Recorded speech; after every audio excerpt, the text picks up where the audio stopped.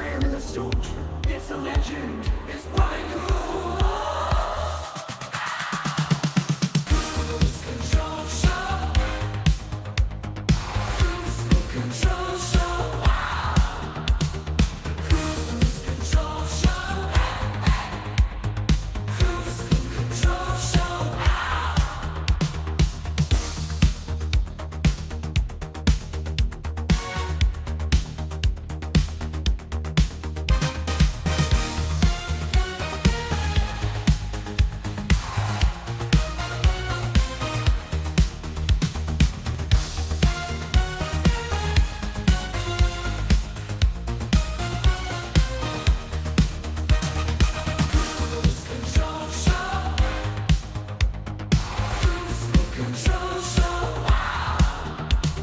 Kruse Control Show.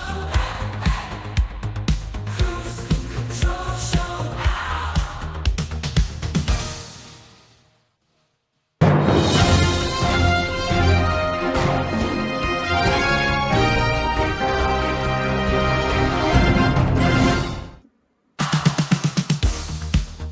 Live from Los Angeles, it's Monday night, time for Kruse Control. Here's your host, Brian Kruse. Hey everybody, welcome back to Kruse Control. It is Monday, October 14th, 2024. Welcome back to Kruse Control, the home of entertainment news. Thank you, GR. Appreciate you out there, man. Appreciate you all being up. Had a great weekend, kicked some ass, got some things done as always. Maybe made a birthday cake for yourself. Ate that whole thing, froze a piece for later. I don't know if your actual birthday, maybe it was your birthday. This whole thing's a great weekend, guys. That's all I'm saying. Hope you enjoyed yourselves and happy to have you back here on Monday. Good luck. Good to see you. Yeah, we had Rachel, 3,000 subscribers. I can't believe it. 3,000 subscribers. It's crazy. It's been a big, busy weekend. Pepe's here. Oh, he's mad about it. He's angry. He's happy. But happy to have you back here. What's up, Edward Hyde? I can't believe we hit 3,000 weekend. Very, very exciting. And I'm happy to have you all back here tonight. It's going to be a fantastic Monday. And join me back, everybody. You know her. You love her. You love her art, her direction. Everybody, welcome back, Miss Lexi Koval. Lexi, how are you doing? Good to see you. Say bitch 3 times and I appear. Here I am. Is there like a little magical like twinkle that appears too? Or? I just have the Beetlejuice stripes on, so you know. I go that route. How you doing, Lexi? I'm always doing great. I'm happy to have you here. Seeing you, Lexi. I love seeing you, Pepe. Pepe's always happy you're here too. It's going to be a great night. You have a good weekend? It was fine. We watched a lot of Child's Play. Oh, okay. A lot. Cool. So Like the OG ones or like the actual show? I showed her the first one. Like she saw the first one, and then she was like, "Well, now I'll watch the rest of them, Rachel." So, and that's my favorite series. I think that Child's Play is the best like horror franchise as far as franchises are concerned.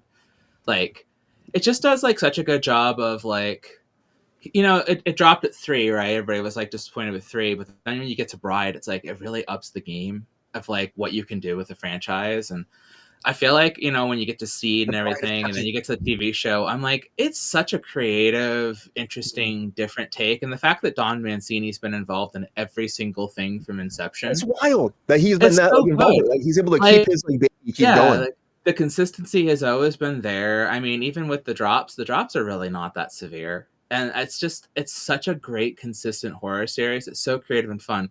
The only thing that I'm really excited about when it comes to horror series, like in the new age, is I really like Terrifier. I think Terrifier is great. We're going to talk about that briefly tonight, of course, because that's like the third one's out. It's doing great. It's very exciting.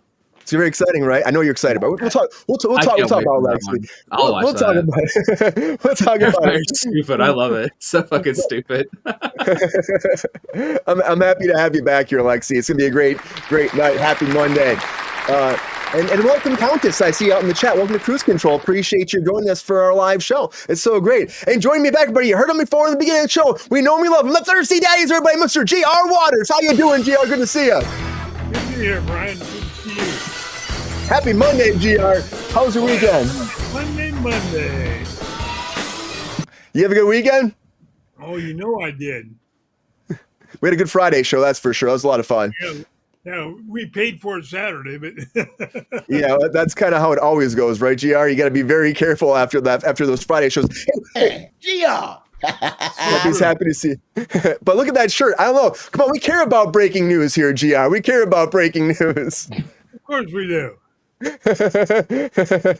Well, I'm happy to have you back, GR. It's gonna be fun. Happy Monday. Happy Monday. Good to see you. GR Waters, everybody. Hey, joining us back again, everybody. It's been a few weeks. I'm happy to have him back. You know him, you love him too, everybody. He's been rocking out. I'm happy he's been safe in Florida. He's a comedian, actor, freaking hosts himself. Everybody, welcome back to Kruse Control. Mr. Jonathan McFadden. Jonathan, welcome back to Kruse Control. How you doing, man? Hey, I'm doing good. I seem a little dark. I'll mess with my lighting here as we go. But yeah, we're safe here in Florida.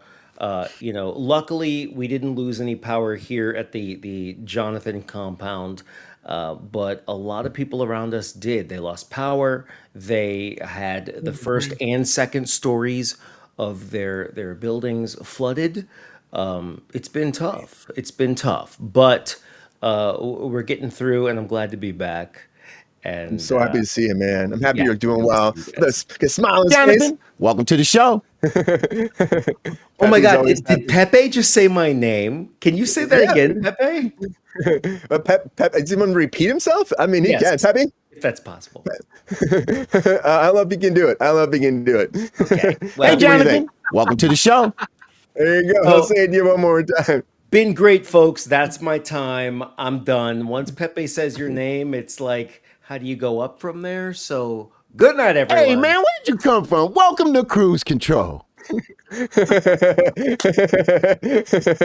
He's happy to see you here too, Jonathan. Welcome back. Thank you. I'm happy to see you all. Hey. I didn't hide. Happy to see you back in the chat. Everybody out there, thank you all for being here as always. Again, new people out there, thank you for joining us. Again, we had 3,000 subscribers over the weekend, so that was freaking awesome. I'm still That's gonna say crazy. it's freaking amazing. We're at like 3,079 subscribers right now, so we busted through there. We almost got to 3,100, so thank you all for joining us and getting those numbers up and keeping it going, because it means a lot, and we're happy to have you here.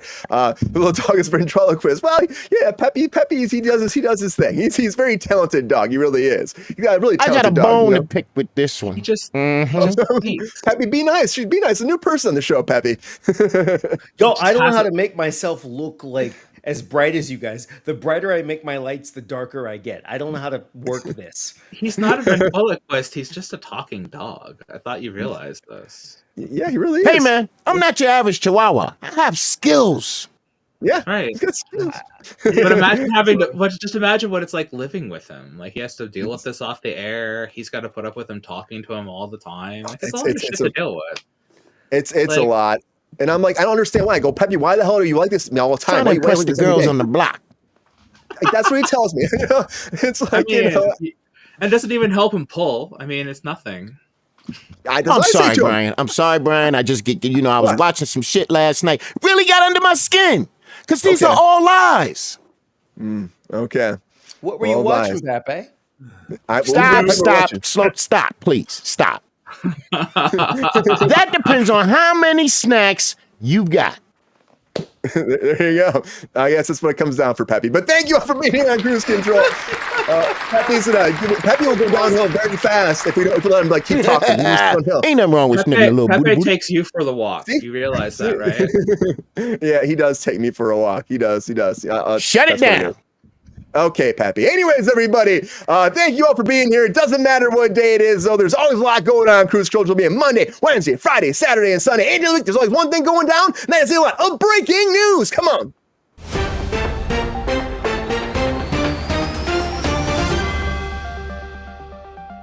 I will remember your name by the next show. It takes me a minute. I got to get into the groove. You know what I mean? Pepe, this is not your time, Pepe. All right, buddy. All right. Slow it down. Anyways, the very first thing I want to talk about is the box office over the weekend, because Joker 2 still not doing good, everybody. Now, it did get 22.7 million overseas, but here at home, domestically, some people are saying 7, some people are saying 2.4 million bucks for this last weekend. Regardless, like an 81% drop at the box office. Not freaking good at all. Oh, it hurts so bad for Joker. And we knew it wasn't going to do well again with the budget, how much it's going to be. It's definitely losing money, a big flop. Now, of course, on top of that, too, Terrifier came out, which is what Lexi was talking about. Terrifier 3 came out, $18 million budget. And how much did it make? Or $2 million budget, and it made $18 18 million bucks. I mean, so $2 million budget, it made 18 million, did it really great. And this is a probably do even better. And again, this is just, again, a different kind of Joker in a lot of ways, like creepy kind of Joker. This guy's also playing the new, like, Mickey Mouse and the Mickey Mouse Mousetrap that just dropped too. So the guy who plays Terrifier is working his ass off. I'm excited about it because I know it is its own little B world, kind of that Pooniverse world, but not. It feels like it should be in that world, but it's not in there. But it's doing great too for such a small budget. Again, smaller budgets, you can actually make money. The Wild Robot is also doing great this weekend again, and it's breached over that $100 million. Overall, it's been $148.5 million, so a $70 million budget, $78 million budget. Doing great. We're going to talk about that more tonight. People went crazy about that. I'm very excited about it so much. So, but all these will be up streaming before you know it. Look at, they'll be all up and uploaded before you know it. And Upload, the show itself, is coming to an end. I don't know if you guys have seen Upload over on Amazon, but they're officially done filming the very last season. So if you're a fan of this, get ready for the 4th and final season coming down the Robbie ML. Honestly, I've been watching this show. I've watched all of it. It's kind of fun. It's kind of like my world. Like, upload me after I die to some bank, keep me alive forever. I want to do that shit all day. Put me in some robo-colon body. I don't know. Give me something where I can upload my body to some different thing. I'm about that world, and this is kind of a fun take on that. So if you like Upload, great for the very last season. Went a long time, 4 seasons, over 6 years. Great for them, very happy about it. But somebody else being uploaded very soon is Alien Romulus, everybody, because it's dropping tomorrow. Tomorrow on Apple TV, Prime Video, Fandango at home. You can watch this digitally at home. And again, coming to Blu-ray if you're the physical media person, in 4K, Blu-ray, and DVD on December 3rd. So the Aliens will be released very soon. I can't wait to see this again. I loved it in theaters. I want to watch it one more time. And I will watch Chaos again. And again, the showrunner Charlie Koval is coming forward and saying, everybody, watch Chaos, because it's canceled. I know we talked about that. I'm so fucking bummed it's canceled. And we had that conversation before, but he said there's, after the shock of the cancellation, all they can do and has hope for is for that fans go out there and watch the show on Netflix while it's out there and maybe give it a boost in ratings. And they're hoping that maybe it gets to a bigger audience. He's very proud of that very first season, which I loved it so much. Chaos, why are you gone? Why are you gone? And maybe some people are saying that about Unstable, because Unstable was canceled at Netflix. And I didn't really watch this Rob Lowe show. It's Rob Lowe and his son, John Owen Lowe. And, you know, it's a workplace comedy. All right, cool. I saw the billboards over Hollywood. Great. Didn't really interest me that much. But again, if you're a fan of it, you got 2 seasons. The first season came out March 2023. This new season dropped August 1st, 2024. And officially it is done. They're letting this go to the wayside. So Netflix is like, sorry, guys, not going to happen. So if you're bummed about that, I'm sorry about it, guys. Let me know. I never got into it. Maybe, should I go back and watch it? Let me know. I never actually watched the regular show either, but I've heard great things about the regular show, like from a lot of people. So much so that I'm like, I heard it's got a great ending. Lexi's been talking about that. She's definitely have some conversation to say about this too, because I know she loves it. But like Mark Hamill's on this, and like honestly, he plays the character Skips. Everybody went crazy about that. But the regular show is coming back. It's coming back. So if you're a fan of this show, get ready for more. Even though it had its run, had its big finale from 2010 to 2017, the whole cast is coming back, greenlit by Warner Brothers Animation. They're coming back to do some more. Now, is that a good thing? Is that a bad thing? I don't know. When a show is a great ending, let it be, I say sometimes. But if there's some more story to tell, maybe. I'm just not sure about this. If you're a fan of it, let me know too. I'm excited to see where this goes. But not regular show is what John Mulaney was doing over on Netflix before for his Everybody's in LA show. Well, live show, variety show, but now he's doing a new one because that did so well. But now this will be live on Netflix. And they're trying to branch off into more live shows, but they're giving John Mulaney a very big opportunity here to do his live show. It's a big variety show. And I'm excited. He's a great comedian. Hopefully it's fun. And again, hopefully it branches in the world. We get more shows like this on streaming, and then maybe we can get Netflix for guys. Kruse Control Netflix. Come on, we can make that happen. Come on, we can make that happen. I know we can. GR's on it already. GR's trying to make it happen. He's already talking to all the higher ups there. He's got the contracts going. Don't worry. We'll keep you posted. I wish, anyways. I wish. But you know, not everything lasts forever. You can ask George Lopez, because George Lopez says he is going to stop doing stand-up. At least voice actors are still working, right? Edward Hyde. I'm happy about that. But George Lopez will step down from doing stand-up after his new upcoming special on Amazon Prime Video. He says that's it, because he wants more time with his family. And all the touring and the stand-up is a lot more time away from them. He's doing this Lopez show with his daughter, and he really just wants to sit down with Maya Lopez more and just get to know her some more and be around her as father or daughter. And so that's a big reason why he's stepping away. He also that, you know, the American people are probably sick of his comedy, but come on, man, you did a lot. Did a lot, gave a lot back, and I'm proud of you. Round of applause for Lopez. Thank you, Countess. I appreciate that. Make me blush. Make me blush.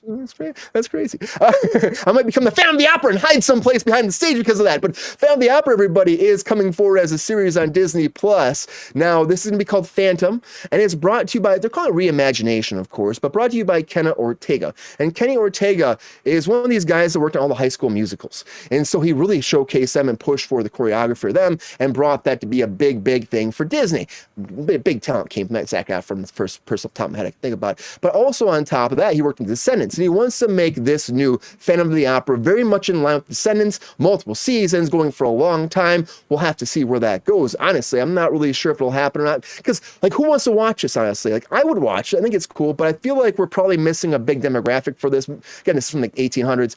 Can this still exist nowadays and be a big Disney Plus thing? I don't know. But this guy was behind Ferris Bueller, Hocus Pocus, Dirty Dancing, big resume. I mean, Michael Jackson's This Is It tour, he was behind that, so maybe this is a man to make this happen and come back to life. If you're familiar with Ed Countess, it's, it should be interesting. Based on the 1909 novel set in 1800s, tells the story of Eric, mysterious disfigured musical genius who lives beneath the Paris Opera House, and he becomes obsessed with a young soprano, Christine. And of course, there's a lot going on with that. I hope it's good. There's a lot going on here in the chat. Yeah, Brian can do that. Why not? Put me in there. Put me in fucking coach. I want to see that more than I want to see Man on Fire, the show coming forward. But Netflix is officially doing Man on Fire. I'm just saying. I don't see a point for this. I mean, the Denzel movie was great and all, based off this big hit book. But we got a lot of casting. We got, I mean, Abdul Mateen II. That was the light of the night. Yaya's in this. I loved him. He's done a lot of great stuff. I know he's also in Wonder Man. He's in that. Hopefully he's great as Wonder Man, but he's also popping up more and more. He's one of the leads of the series. Alicia Braga's in this, which I've seen her in a few things. The Paul Ben Victor, you got Bobby Cannavale, and Billy Boulay is announced for this. A lot of people I don't really know, but I'm excited to see what they can do with. But I really don't care. I'm excited about the talent always, but I really don't care about this show. Maybe somebody else cares about this show. I think people are more interested about what Mike Tyson and P. Diddy's relationship was, because everyone's talking about, like, what's Diddy got to do with Tyson? Tyson's asking the same thing, but he came forward recently on October 11th and said he wishes all the best for his friend P. Diddy or Sean Combs, whatever we want to call him right now, that's in jail. And he's getting a lot of backlash for that, which I kind of understand, because a lot of people aren't on board with what's going on with Diddy. But then he's like, well, I don't know why people are obsessed or are putting me in with him. We don't really know each other. But then there's all these interviews be like, we're best friends from back in the 80s and we've been friends forever. And then again, he wishes him the best. So it's just a really delicate situation with Diddy. And I think overall, if you stand up for him, he doesn't have people standing up for him, you're going to get showcased more and more and more. And we don't know really. There's allegations. We don't know. But I would say, in my book, I think Diddy did it. But who knows? Who knows? A lot of breaking news, everybody. A lot of breaking news. Yeah. I know Jonathan wants Man on Fire so bad that he's just, like, amped up about it. He's like, give me that Man on Fire. That was just the greatest line. Like, I would rather watch Phantom, the remake of a movie musical, than Watch Man on Fire. I'm just saying. I'd rather check that out. Put me in, coach. Put me in. That's all I can say. As a TV show out of that. What's that? I don't know. How do you make a TV show out of Phantom of the fucking Opera? It's a musical. It's a single serving musical. Like, not to cut you off, Jonathan, but I'm just like, that's not a TV show. That's like, I guess you could do the backstory of how he gets there, but no one's asking for this. Like, Well, Disney's doing it, so it's going to be watered down. It's going to lack the sexual content that it needs. Like, They're a lot of good dancing, Lexi. A lot of good dancing, probably. Okay. Stop, Brian. How dare you? That was an insult, Lexi. You didn't hear it, but that was an insult. Why can't Man on Fire be a musical? It should be a musical. Might as well. He's on fire, and he's like, "I'm on fire." Oh my God. You can't have a musical unless the story is He has a hot ass. like. I He's feel like doing Man on Fire is gunplay, like- and he's got jazz hands at the same time. Bring in the jazz hands with the guns, and I'll shoot some bitches here and there. Here I go. It's a musical. I have a drinking problem. I have a drinking problem. Wait a minute. I was going to defend Phantom of the Opera, but instead I will say Brian Kruse Is that your singing voice? Because that was curious enough to inspire me to request more. Can you Oh, sing more geez. for us, Two hot please? takes, Brian. I do. I've done a lot of musicals, by the way. I started Yeah? off doing musicals when I was 15 years old. You're a So theater guy.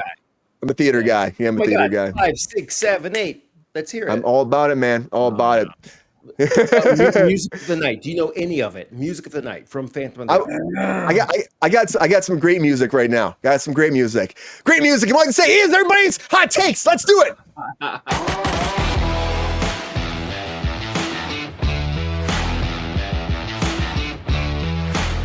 All right, this is our time for 1 minute on the clock, and all my guests get 1 minute break down all their hot takes on all the latest breaking news. Now, can they make it before that bomb blows up? Will they not?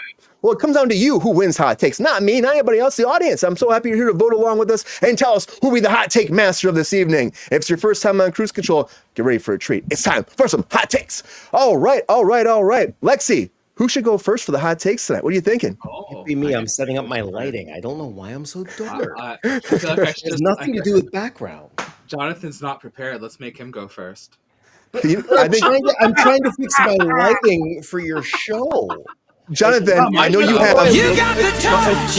Why do I look so dark? You got the power. I could say why, but All I want to know if we're doing musicals, 'cause that was my first major in college. All right. Hey, look, you want me to the go lighting first? looks fine, by I the don't way. care. You're worrying too much about that. I think You know, everybody I'm else is feeling. too hot. Do you ever think about that? Say again. Everybody else is too hot. Do you ever think about that? I don't.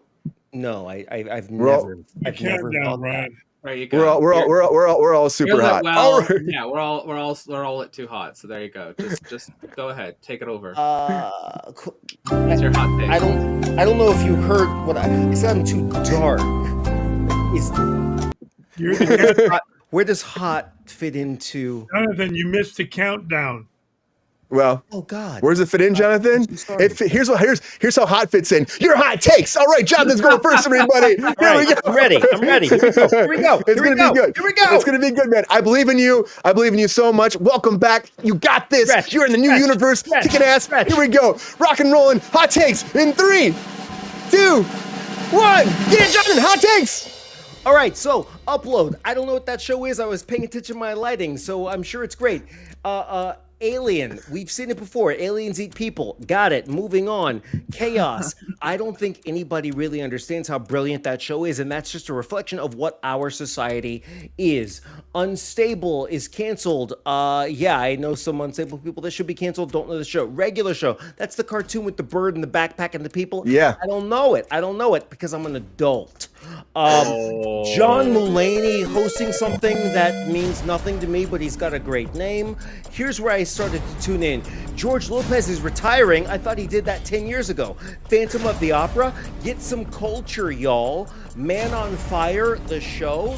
One of the best movies I've ever seen. Probably a really shitty show, you're right. And Mike Tyson backing P. Diddy is like Iago backing Jafar. You know what you're in for. Holly wants a hell of a lot more than a cracker. Great hot takes, Jonathan. That's all. That was good. I feel like I'm doing this in the dark, but You did no. You are lit very well. You've got to let that go. I have to give it up. Gotta let it go. I'll give It it up. was great. Great hot takes. Had I gone last, Very well. thank you. Just so you guys know, had I gone last, I would have set it to rhyme and song, and I would have sung the entire thing in Next. Phantom of the Opera style. JR said next. We'll just let, I love we'll that, just let man. GR go. I love that, man. GR's comedy is so the way my brain wants to work. Like, I'm not even done setting it up, and GR's my like, job. next. We'll let the two bald people go first. So GR's next. Damn, Give me some of them cheese sticks and shut the fuck up. Damn, Pepe. But I won't.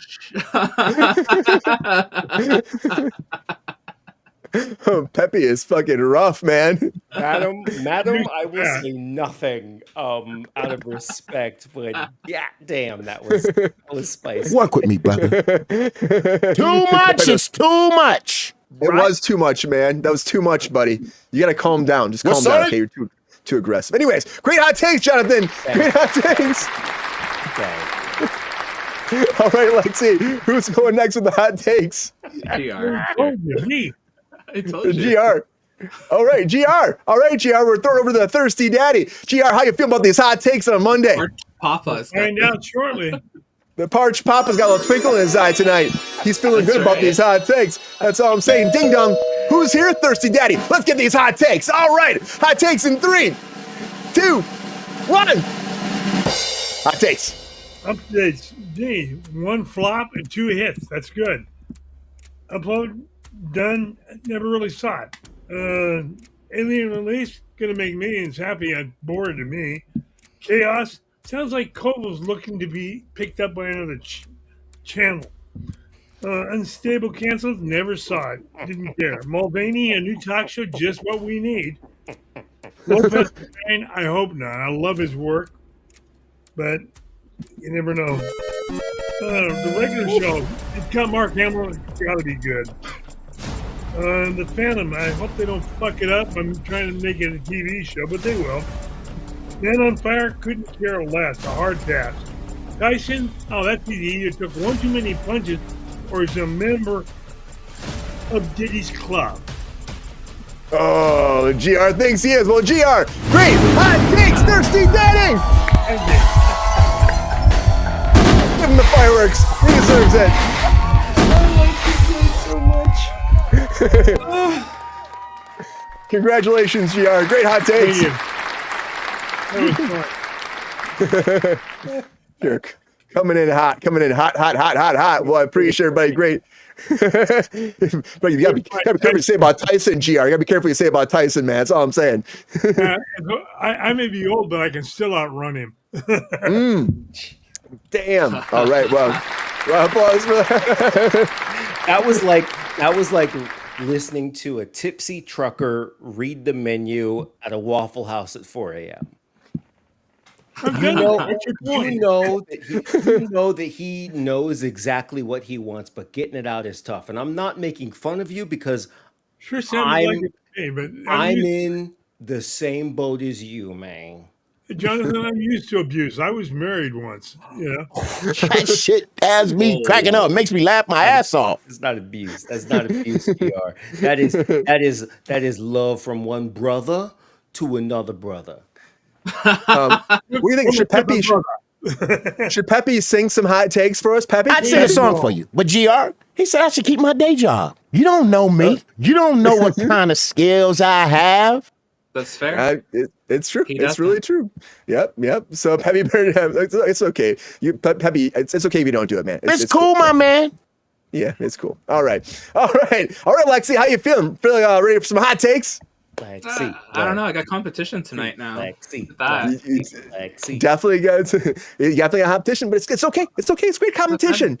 You know, it's you against the world, Lexi. You got this. I believe in you. You're gonna dominate these hot takes, right? Feeling good, feeling classy, sophisticated, over the moons, landing back down on Mars, and swimming in some sawdust. I got this. All right, here we go. What the hell I'm saying? Anyways, here we go. I never do it. Takes in 3, 2, 1. Hot takes. Weekend box office. I really want to see Wild Robot. I can't wait for that. Upload finishing. I saw the first season. I didn't know it still was going. Alien Romulus release set. Go watch it, I guess, if you like aliens.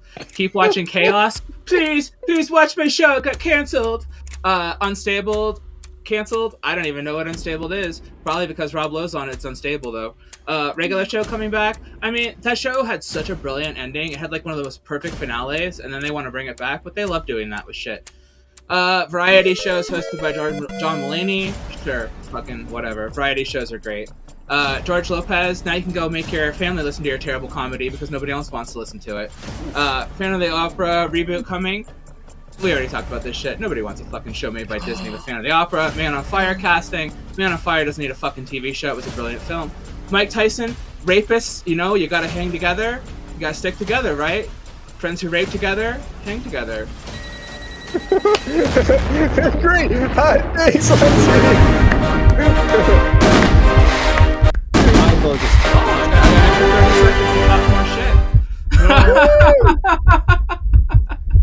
I'm voting for Lexi. I'm voting for Lexi. I'm voting for Lexi. You say you're voting for Lexi? Yeah, I am. I'm It's the voting. viewers' vote.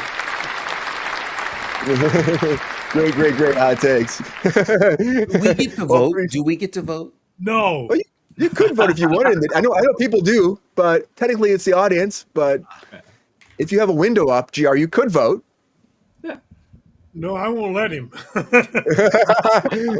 let's find out. Put it out there to you right now. Who do you think won hot takes today? Put in the vote over on YouTube. Let us know who you think won hot takes. I don't know if they can get that over. I don't know if it gets over around Rumble too. Yeah, that's freaking great. It was great hot takes across the board. I'm really excited about this. But let's talk about some of the stuff going down too overall. GR, so I'm going to go to you fast here. So you're giving Tyson some shade here right now. Do you think there's some truth about Tyson maybe supporting Diddy and going to be out there standing up for him? I wouldn't be surprised.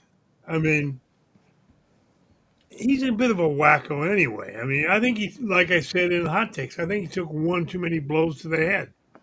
You think that's a bad thing to be like, I hope he's going to be okay? I was trying to be nice, Brian. You know, It's good. It's good. Wacko is not my problem. I didn't hold back. Yeah. You can't hold back sometimes. You just can't. We don't hold back on Kruse Control. We don't. Lexi, give me about this little regular show, gang. So people that don't know about it, again, you said it had the great ending, best ending ever you thought for a show. So why do shows keep why do shows keep doing this, coming back when they have a great ending? Is it going to hurt the actual series moving forward by doing this? I don't know. J.G. Quinzel is involved. J.G. Quinzel is the original creator, and it's got a lot of the original people came back. And it's so funny because, you know, Hamill's like, I won't come back and do the Joker. I won't come back and do a lot of voices. And they called him up and they're like, hey, will you come back and voice Skips? And he was like, unquestionable. Like, I'll come back and do that. Like, no question. And Skips is like one of the best characters on the show. So it's good to know that he's coming back. Regular Show is, without a doubt, one of my all-time favorite shows. It is an absolutely brilliant piece of media. Anybody who hasn't seen Regular Show and Adventure Time, two of the most brilliant pieces of media ever created. Like, I know they're cartoons. They're not for kids, first of all. They're very much in the vein of, kids can watch them, but they're not kids' cartoons at all. Regular Show is like a show about 25-year-olds, about that point in your life that you're at when you're basically like fresh out of college and you're completely unable to figure out what to do with yourself. And it's about those kinds of moments in your life. And I'll tell you, when I had 2 breakups, Regular Show was one of like those things that got me through breakups. I found myself relating so much to different characters at different points in my life in that show. And his other show that he made that got ripped off of HBO Max, he had a 3-series show that got taken off of there almost immediately, like when they were doing their cancellation things. They're doing a lot of cancellations on Max. That one was like one of the best shows I've ever seen, and that was about him being a parent, and that was literally about him being a parent and like raising a child, but living in California and dealing with raising a child in California and that kind of shit like that. And dealing with the entertainment industry as an adult and all that kind of stuff. And he voices the main character on every one of his shows. Yeah.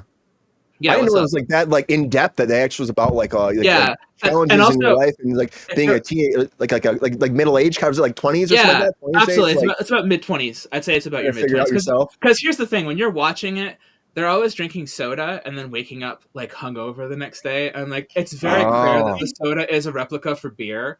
Like they all work like a shitty job at a park. They're always getting drunk every night on beer. They're all hanging out together. They're all like doing adolescent shit. They all like fun. It's one of the best shows I've ever seen in my entire life. Like, I love Regular Show. It's so brilliant. And I don't know if I like the idea of it coming back. And I will say, like, the first season's got a bit of, like, I don't know what you were thinking with the very, very final season, but, like, it wraps it up so perfectly. Like everybody gets married and has kids, and kind of like it concludes. You know, it literally has Kind of like what they did with what was that? Where's the HBO show everybody freaking loves the ending of? 6 Feet Under. 6 Feet 6 Under. Feet Under. Yeah. 6 yeah. Feet Under and You should regular wanna touch show it have again. two of the most brilliant endings I've ever seen. Genuinely, like they both have Yeah. a brilliant ending, and like it's one of those things where I don't know if I want to see it come back, but where the people who are involved in it are involved. I just like so many things have such brilliant conclusions, and there's no reason to. Edward Hyde show. It's fine. Great Or line. Diddy. Or Diddy or Tyson. Like, I- why do you have to go back and touch things that have perfect endings? Like everything They that do has it all the perfect time, endings- though. do They're it all like, the they got time nothing now. else. They It's got nothing else. Like, let's oh, just go back to can't- this. I can't figure out how to go back to it, or like things that just ended to begin with. Yeah, Johnny, what do you think about this? Oh, you think this I is have like a an ongoing question. trend? Well, Yeah. I don't know if it's an ongoing trend. I have no idea. I didn't know you were going to throw that at me last minute when I raised my hand. My question, honestly, I'm not trying to be funny at all. My question is this: you know, regular show, you said, Lexi, made a difference to you when you were going through a breakup. My question for the panel here is: what show and or movie did you guys turn to primarily the last time you went through, let's call it a breakup, a painful moment in your lives? What show did you turn to that kind of got you through it? I never saw a regular show that way. And now that you've described it the way you have, I'm man. going to go back and watch it. I didn't think it was anything significant at all until I heard the way you described it. But I would love to know what the entire group Garden here State for me. turned to. I like movies. Garden State was like a good one for me going through What's like a that about? breakup. What's it about? It's Zach Braff. He wrote it, directed it. He stars in it. Also, Natalie Portman's in it too. And it's just like their relationship of just like, you know, his mother dies and he has to go back and he has to like deal with a bunch of stuff. He's been away from home forever and he's just like finding himself again, reinventing himself and just like letting go of being depressed and upset and finding a way just to be able to struggle or to live with life again and love himself again. It's actually a beautiful movie. It came out when I was in college. I go back to that a lot. I really love that movie a lot. And But then it Zach brought Braff did joy more. to you. It brought joy and healing to you in some He capacity. did. Yeah. Yeah, just like making weird noises and stuff. They do that in the movie, just to, like let things out, like going "Roo," and doing stuff like that, just to let shit out, you know. And it's so like touching how they do it, and it's fun. And the music, the score for it's great, and the music score is amazing. It's just an amazing movie, I think. But there's always those kind of movies that can touch those certain heartstrings or bring something out of us emotionally. Can't Hardly Wait was a big one for me too. I love Can't Hardly Wait. I don't know why. Takes me back to high school. Takes me That's back a to great like movie, though. it's just a great movie. Yeah, Seth it really Green is. is so good in that movie. He's so great. He's so great. That movie. Yeah, yeah. That's about one of those you, few romantic GR? comedies I like. Yeah, GR, GR, what do you got? Yeah, one of those movies. Actually, films and TV don't do it. When I was going through mine, It I was did- the I Groucho did- Marx radio show. Old Chinese proverb.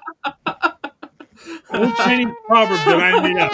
Everyone likes little ass, but no one likes smart ass. You know what? These are what got me through books. I dive into a good book, and that's what got me through mine. Yeah, I can't Everybody has their own- argue with that. I can't argue with that. I can't be like, oh, you read books. like, Yeah. like Actual books, not Kindle read and books. that crap. I mean, a real, honest to God, hardcover or softcover book. which book? Pick one. I've got about 6,000 books here at the house. You know what? I believe that. I believe that. Brian's seen them. Yeah, he's got a lot of books. I think So, that's why GR can always take whatever it is we're talking about and then sort of compress it and summarize it into 2 or 3 words because he knows 5 or 6 novels that deal with that subject. You For know, once, I actually agree Music's with a you. huge. Like when I do a Talked break, about I it always on the do show. music. I've been really into music for most of my life with that, so music's very much a breakup thing for me. But Yeah, very rarely I have a show like that does that. But regular show was one that I just gravitated to, and I just like I found that like the subject matter was one of those things, and I ended up watching it on 2 separate breakups. So it ended oh up, wow, I went to on 2 separate times. So it was like, and I found a different perspective each time I watched it because it's 8 seasons, right? So it's a lot to that's a go through. lot. Yeah. It's a lot. I mean, 2010 and 2017, that's a long time too. I looked at like Arrested Development's one of those shows too that I love too. That makes me laugh, that I find new things in all the time too. Pepe, I feel like you've been being mean to Jonathan tonight. Can you apologize to Jonathan and say something nice to him? Shut up, motherfucker. Did you hear him? Shut up, motherfucker. He called you a sharp motherfucker, apparently. I'll take that. I was gonna say, Brian, Yeah, man. can I ask? Can I ask something or say one thing real quick? Yeah. Super quick. I'll be Yeah. quick. So I turned 41 2 days ago, and, you're getting old. and that Oh my God! Happy you're belated younger than birthday. me. you that hurt. It hurt. It hit real hard. 41 is like grown up times a bit, right? And what I realized about the industry that I work in, and we talked about this before the show a little bit, but we have a responsibility to influence people. And it hit me in a weird way that, you know, we influence society. Society doesn't necessarily influence film and television. In advertising, which is a field that I work in primarily day to day, right? We take what society is telling us and we turn that into a narrative in a commercial to sell a product. But in film and television, we take what we want society to be and we influence them by creating said narrative, whatever. I think there's such a responsibility to do something meaningful that, God, this should have been my hot takes, to do something meaningful. When I look at something like Man on Fire or Let's Bring Back Phantom of the Opera, my biggest question is, why? What are we teaching? What are we bringing to society? What are we bringing to these people that is a new, different, and better way of viewing ourselves? And if we can't do that, then there's no reason to pour more money into this particular project. And that's where I am. This has been great. I don't want to take too much time. So back to you, Brian. No, it's a very It's okay. very great point, Jonathan. Wait It till you really turn is. Great 42, point. bud. Wait till you turn 42. Well, you know, we're let that be. But you know, happy birthday, Jonathan! Happy birthday! Hey, And I have Some goodies a here. there's goodies. I also have a goodie too. We have winner of hot takes, everybody. We do have winner of hot takes. So Black Sea, again. Black Sea. Sorry, GR. I've always voted for you. Shut up, John. oh. Hey, Okay, let's get serious though for a second. I'm mad too if I It's want. Monday. It's Monday, but we do have a winner of hot takes, everybody. And a winner of hot takes for this Monday edition of Kruse Control is the Thirsty Daddy, GR Waters. Congratulations, GR. Thank you very much. Congratulations. We lost Jonathan. Oh, he came back. Darn. Thank you very much. I finally got to beat Lexi. I didn't think I'd ever get to beat Lexi. Oh, some competition there. Well, great hot takes Lexi, across the board. This is our fault. We should have known if GR is here, do not compete. No compete. What do they call it? Yeah, Non-compete. I usually win for the record. Yeah. Oh. She Yeah, beat me yeah. twice in a row. Normally. Okay, But cool. I don't think we're ever going to find out what GR stands for out there. I saw a comment from Countess. She was like, "Well, what's GR stand for?" That's up to you, Get GR. ready. It Since seems we get ready. good and ready, but you hate to brag. So I just. It really is my name. Yeah, it's his name. That's his name. That's what it is. He's GR. He's also Thirsty Daddy or the Parch Papa. Oh my God! Great hot takes across the board, everybody. Great hot Friday, takes. Brian. You sound like you're ready for Friday already. I know it's been. I guess it's been a weekend. I don't know. It's been a weekend, but thank you all for being here. Where did Daddy come from? Because he's the Thirsty Daddy. That's what he is. You know, Okay, yes, sure. Parch Papa. Parch Papa, Thirsty Daddy. Slick like Rick, you know, it's GR. Anyways, everybody, thank you for being here as always. Great hot takes one more time. But we got more going on, everybody. And Sum 41 recently is pushing forward a lawsuit right now, which is kind of putting some shockwaves in the music scene. So can we talk about Sum 41?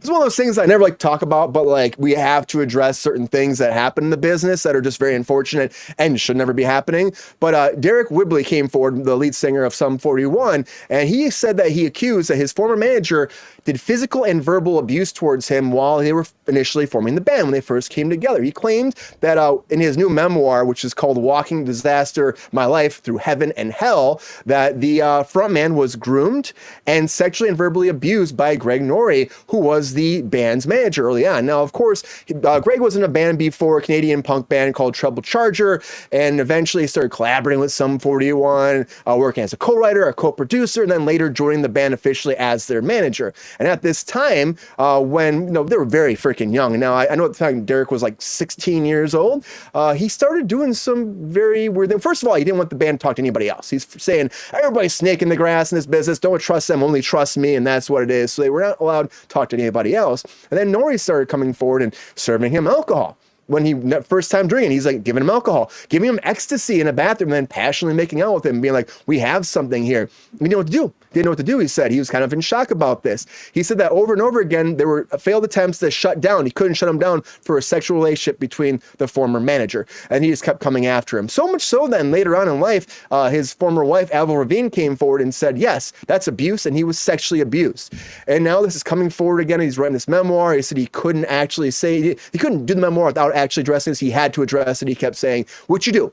Now, what will happen beyond this? Who knows? I can imagine maybe a big shakeup, maybe a big lawsuit. But overall, I would say this: it sucks. It should never happen. We talked about, last week we were talking about, again, a band from early on in the 90s. We're talking about what was going on with residuals, which is a big thing. It was like people are getting paid residuals. People are getting sexually harassed. This happens all the time in every facet of the business. It doesn't happen all the time, but it does happen. When it does happen, we have to address it. And he wasn't Me Too. No, this is just coming out now, and it's really drastic, and it's very interesting to see it. I'm happy that he's able to speak up and tell people that this happened, because it does take a lot. It takes a lot to say it, and it should never have happened. Again, you're young, you're impressionable, you're trying to make your way up in the business, you trust somebody, and then they take advantage of you. It sucks. And I just really bummed to hear this out, because I liked Sum 41 growing up, and I hope that he's going to be okay and the band will be okay moving forward. I'm happy that he was able to come forward about this. But everyone's talking about this pretty big wavelengths right now.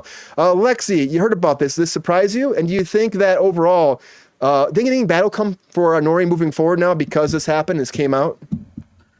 I mean, I think that a lot more males are coming forward on things, and it's made a lot other males more comfortable. And I think the world we live in has made a lot more people feel comfortable with this. I was shocked to see that it was the lead singer of Trouble Charger, because I saw Trouble Charger live when I was really? like 18, I think, or something like that. Yeah, they're a huge Canadian band. Some also, the chat keeps saying they spelled their name wrong. It's Sum, like SUM, like the sum of something, like not some, like something. So, yeah, like Sum anyway, 41. like Sum 41. the sum of 41 is like, you gotta think of it like that.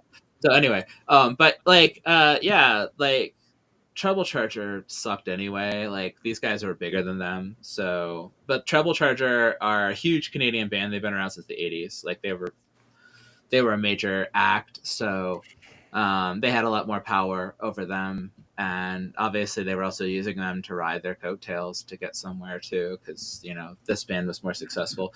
I mean, a lot of the stuff that he says too, he tried to justify the actions that were taken on him. He's like, well, a lot of rock stars are bisexual, they're gay.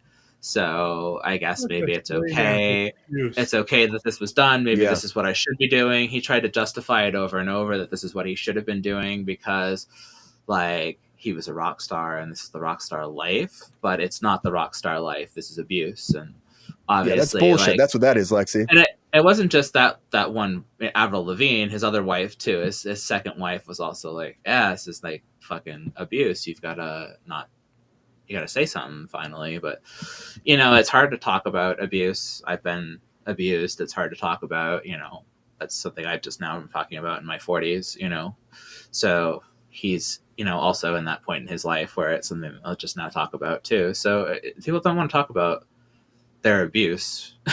It's not something that you want to just talk about, but like you have to talk about it because it puts a spotlight on individuals, it puts a spotlight on the industry, it puts a spotlight on the way things are, like, but it also puts a spotlight on like how things are being handled behind the scenes, right? Like, it's not just the individual who had things done to him, but that it's symptomatic of a larger problem in the system that we have going on. I mean, this all goes back to the Coreys. This all goes back to Shirley Temple. This all goes back to a system of children because these were kids in an entertainment industry, 16 years old, being exploited and sexually abused.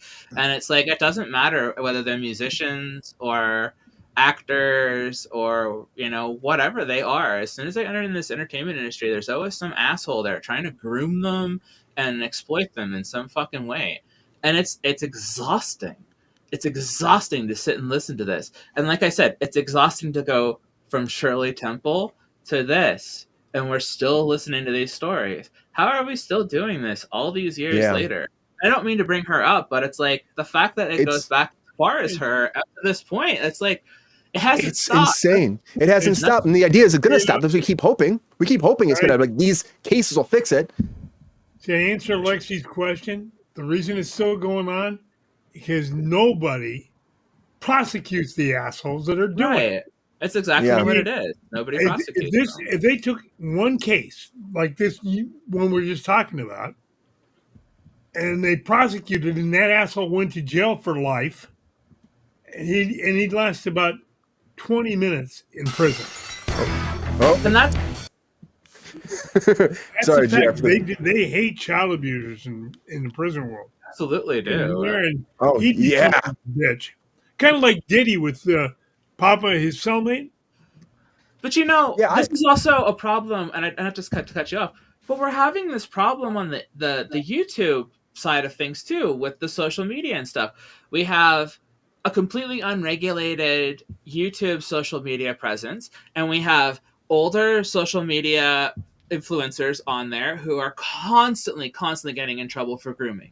It's a consistent, nonstop problem since the inception of YouTube, since the inception of TikTok, since the inception of any of this. It doesn't matter what the platform is, as long as there are older people engaging with a younger audience. Grooming seems to just be an issue. Engaging with a younger audience in a sexual manner seems to just be a consistent, nonstop issue. I don't know why. We just struggle with this. We struggle with this as a society. Yeah, this is a big thing. We try to prosecute these people. We do try. Sorry, Jared. I was supposed to. We try to prosecute some people. Like, look at like Harvey Weinstein. That was a big thing. We're trying to put a big red flag on here. This shouldn't be happening. Now it's happening with Diddy. But then again, it's like these things have been happening. Like you're saying from early on in Hollywood, it's been like a secret thing. Even when the Me Too thing happened, there's a bunch of people that got away with it. They just like were hidden away, told to step down, told to step away, and then they go about their business like nothing happened. And there's a lot of stuff that happened, like inner workings of kid shows and stuff I've heard about. It's really unfortunate. It's very unfortunate. You're right. With the YouTube algorithm, there's a lot of people out there, and there's always going to be River parents Phoenix, that are pushing their kids. Corey Haim. I mean, how many of them need to kill themselves before, it's addressed? Yeah, well, we don't want to see more deaths, and like unfortunately, what happened with River Phoenix was very, very unfortunate. It's really sad. I just hope that as people have the courage to step forward in situations like this, it does help more people. Now, it's taken a long time for people to do this, Jonathan. What do you think? Do you think this will have any kind of impact with Sum 41 coming forward and saying this again? Pretty big popular band at one point. I can't answer the question that you're asking me because I don't have any of the context on that. Yeah. But what I can say is this. I remember being 15, 16 years old in the Broadway community in Manhattan in New York. I knew what I was doing. And that, I don't consider that particular part of my life abuse. I knew exactly what I was doing. Yet I've heard of other people who were sometimes younger, sometimes a little older, that didn't know the circumstances they were stepping into or had been put into. So I'm trying to be careful with this, but I do think you have to look at the circumstances, not just the numbers. And I think there's a lot of healing, years of healing that will come from somebody who was forced into something. And I think there are maybe hours to days of healing from somebody who made a decision, maybe regrets it later, but still goes on with the rest of their lives. And again, I'm not talking about rape or force. I'm talking about, when I was 16, 17, almost 18, I knew what was happening around me and what I was doing just as I did when I was 18, 19, 20. I'm not making excuses. I'm just saying I think there's a big difference between abuse, meaning somebody from the outside is grooming someone, and what's the other term? Misuse or bad decisions, whatever, from that individual's side. Regrets, kind of something that you did before when you were Right. younger. Regrets. Right. So all that being said, and I Let me don't know say the something to that, details. please. The I'm adult is If, still if, an abuser. Hold on, if but yeah, let me that's Oh, exactly hold, what I was hold hold going on. on. to I say. wasn't Let's let him finished, finish his GR. point. Let's let You him finish his point fast, GR. say. My only thing is this: I don't know the stories you're talking about. I don't know them. Yeah.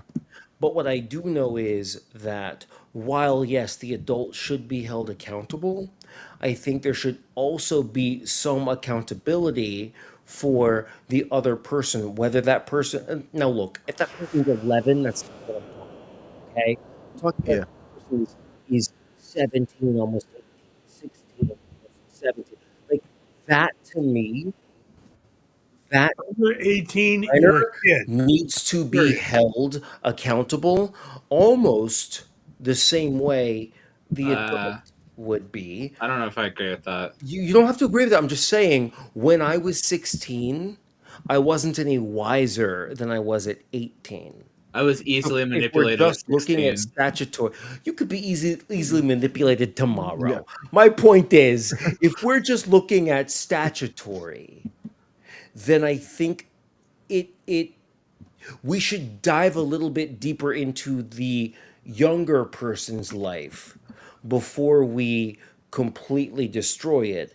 And we should look into that older person's life to make sure that they really do deserve for the rest of their lives to be, You take advantage of considered a one danger. child, There, you That's should be just my brought to opinion. hell.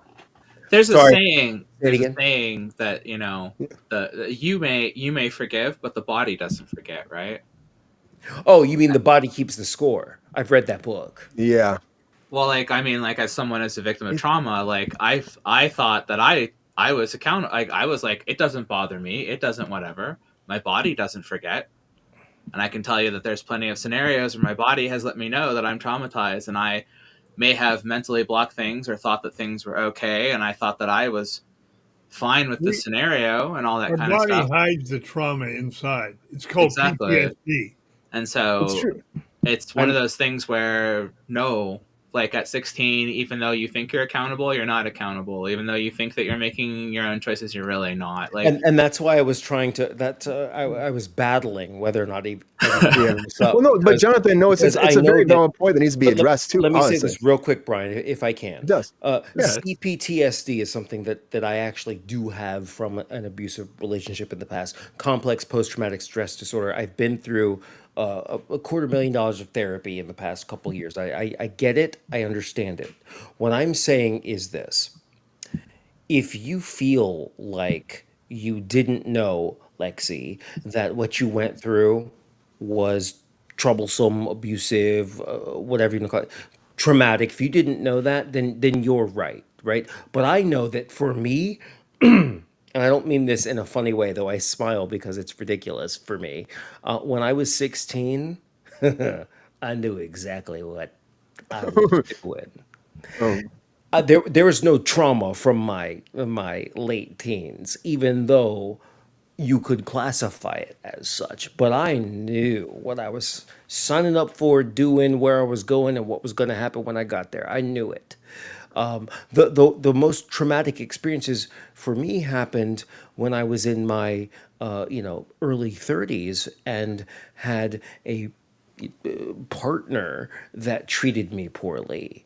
That's the So it's worst. like there's always an experience that's different. And so all I'm saying is we should hear out everybody involved and really listen to their experience and judge them on that. That's where I'm going to draw my line and turn it back to Brian. I hope that I get, wasn't too deep in. no, I get that though, Jonathan. Is always you have to look at everything. You have to look at everything too. You can't just like take people for the first thing they say. That happens sometimes in our society. A lot of people just say automatically, then they must be right. And I agree with the victim that comes forward. I'm still getting shit because I don't believe the Menendez brothers. I'll get that probably for a while. I don't believe them, but I'm gonna take that shit, and then hopefully they can prove me wrong. And if that did happen to them, I want them out because I think that's bullshit that actually happened. This coming But from the that's guy, look at you, Brian. Look at you right now. I bet girls are throwing themselves at you. Right, Pepe? that's irrelevant. That's irrelevant to the conversation at hand. Right. I'm just saying. I mean, people like Peppy more than me, right, Peppy? Everybody in the chat loves a pep star, and pep star loves everybody in the chat. It's true. But I would say this though too. It's a good point to put out there though, Jonathan, because I do think that you can't jump on people sometimes. But like, I feel like strongly for this guy, Sum 41, that he is coming forward and saying this after all this time in his memoir. I think that people have to tell their story, and now sometimes perspectives are changed based off of how that person saw that situation. That can happen. But like, if this kid was in that much trauma, I didn't know what to do. He was believing in this one guy over and over again that he's gonna make him famous. Sometimes people do things that they wouldn't normally do for that fame, and you're young, you fucking look back and you regret it. It could be regret, it could be rape, it could be a lot of things. And I think that I need to I address what someone said in the chat. Pedophilia should not be, accepted at any point. Oh, it's not. Absolutely right. I agree 100%. All I'm saying is, when I was a teenager in Manhattan, didn't even know the definition of that word. What I'm saying is, I knew where I was going and what I was getting myself into when I was doing it at 16, 17, the day before I turned 18, and then the next day when I was 18. I knew, and there was no real difference there. I'm not saying right or wrong. I'm saying Yeah. I knew that. And And it's so just I lucky. think there needs to be But some. Go ahead. No, Yeah. not to cut you off, but like an interesting like counter to that is looking at something like with the Mr. Beast stuff. We've been talking about the Mr. Beast stuff at home, and Mr. like we were Beast, saying, The and like YouTuber? yeah, He's a big YouTuber. Yeah. he's abusive, and it's like Oh, I don't. I'm Okay, I don't know what you're talking. I'm poor, and I'm a poor person, and I'm like I sit all the time, He's and I look at saying things. that. He's saying he's No, poor. I'm saying I'm saying I'm poor, Sorry, and I I'm don't know saying the story. I'm gonna as a just stop I'm saying talking. as a poor person, if somebody like Mr. Beast came along and offered me $100,000 to go sit in a shitty room for 30 days or put myself in a traumatic situation where, at the moment I need the money, right? At the moment I'm saying I need this. In the moment I'm like, I am poor and I need this. It's exploitative, plain and simple. It's an exploitative thing. So to be able to say, yeah, he's not doing anything good. He's exploiting people left, right, and center. And then it's not the same as a sexual situation, but like now I'm putting myself in this situation where because I'm poor, I need that money. And now I'm mentally and physically abusing myself to a point that I'm like now going to come out of this and need to take that money and probably spend it on hospital bills and trauma treatments because what I've done to myself to get this money hurt me more than the money was worth. And the fact that we live in a society that puts people in these positions, that we put people in positions where to get fame, they think that they need to do these things. To be able to survive, they think they need to hang off the side of a fucking building or bury themselves in a bunker for 30 days with, Mr. Beast bars as their only food. That's the world we live in. And that's sick. And that's a sick world to think about living in, that exploitation of yourself and your own body is thought of as the first thought that comes to your mind over your own safety and your own like well-being, because the exploitation is more necessary for you to get ahead than it is for you to think of your own safety. And I have thought of my own well-being and safety so many times in my own life that I'm poor. I don't have success in jobs and I don't have success at places because I think of my own health and well-being over sucking dick at a job. I can't argue with any of that, Brian. Or I know I can't either. I agree with Alexia. Like that will happen to people. You get down desperate and all that, and then you believe somebody's going to give you that ray of light to give you a chance to actually have the life you've always wanted. People are going to jump on it sometimes, and the abuse is there. The abuse is there because that person knows what they're doing. I'm not advocating. Sorry, Brian. I swear to God, last time I'm just saying I'm not advocating for abusers. I'm not. All I'm saying is when I was that age, that was my experience. I knew what I was doing. You're lucky. Most people at that age don't. Fair enough. I'm talking about my experience, and that's okay. But most 18-year-olds, most of them don't have a bloody clue what's going on in the world. They think they do. The world is not their concern. The world is not the law. The world is what they're doing in that moment in that room. That's the law, not the world. I'm just saying, every teenager in the world is the smartest person they know. Because I make a joke. There's nothing wrong with sucking dick. I was too, right? For a job. Here's an example. When I went in the military at 17, I thought my dad was the dumbest man on the face of the planet. I came home from BUDS training in boot camp a year and a half, say 2 years later, around What's BUDS training? Sorry, what is that? Basic Underwater Demolition School, SEAL training. Silly me. Okay, got it. So anyway, I came home it was 2 years later, and I was damn shocked. My father had gotten a PhD in those 2 years. Think about that. That's pretty amazing. Yeah. But what you were doing is a lot, though, too. Joe, what you were doing, though, you were doing some amazing things, too. Every day, pretty smart kid.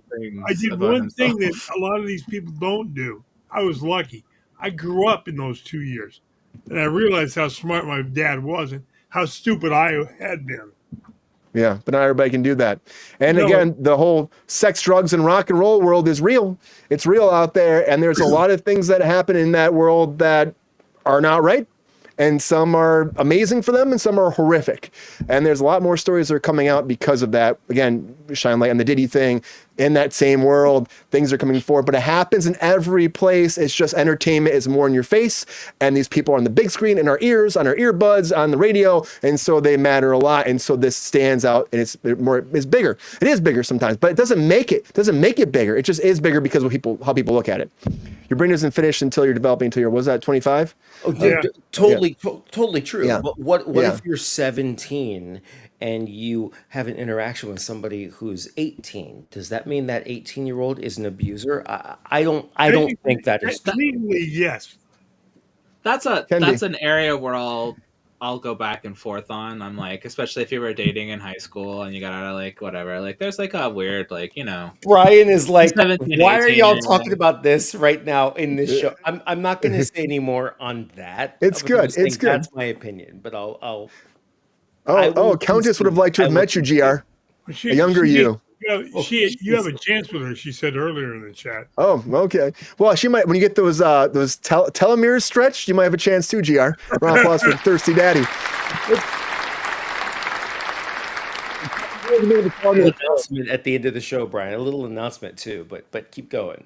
Okay. Well, I gotta say, I'm happy that he did step forward from some 48-1. This is being addressed. Again, abuse is never good. There is a gray area. Some of these things, as Jonathan said, with stories like people believing, again, court of law should always come into this, I think, but I tend to go like, don't fucking touch children. That's what I had to go with. Like that's what I said about R. Kelly when R. Kelly was trying to be like, oh, there was this whole new statute of limitation thing that made it so that, I touched this child back in 2003. It shouldn't matter anymore. I'm like, fuck you. It shouldn't matter. You fucking admitted you fucking shit on this kid when they were fucking 12 or 14. You You did it, man. You did it. It's done.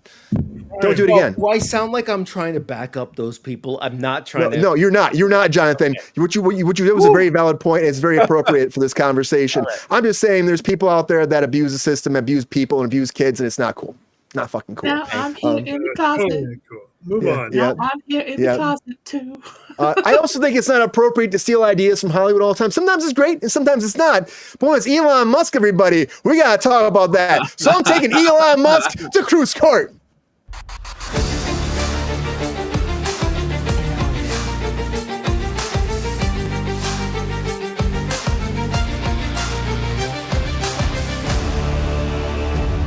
All right, welcome to Kruse Court, everybody. I want to talk about Elon Musk for a second because he had this whole announcement about his cyber cab, his robo van, and his new Tesla Optimus robot. And honestly, I love this shit, guys. You know me, I love technology. I love the advancement. I want like a robot walking around my house, talking to me, being my best friend, give me a high five. I think that robo dog that hangs out with Peppy, maybe they're best friends. I don't know. Could be cool. But when you look at a lot of his designs that came forth, his robot and with his cyber van, his robo van, and his cyber cab, now they look very similar. And I will agree with this. The iRobot director came forward, Alex Prius, and he was like, "What the hell are you doing, Elon Musk?" He actually put out there, he goes, "Hey Elon, can I have my designs back, please?" Now, if you look at these designs from back in the day, I'm gonna pop them up for you. They look kind of similar. I mean, look at his robot. Look at the robot from iRobot. Look at his Tesla, his train. Kind of looks like that robot train. His robot's called Optimus. Optimus. Look, Optimus Prime. Look at his cyber car. Looks very similar. Very similar. And everyone's kind of going nuts about this online, making a big deal. Alex is out there just going crazy. And I think it's fine to steal off pop culture again for things. I think it's kind of cool when it comes together. But what do we think? Is this actually ripping it off, or is it just kind of, it's just similar? That's what it is. Leave the kids alone. Leave the kids fucking alone. Leave the kids fucking alone.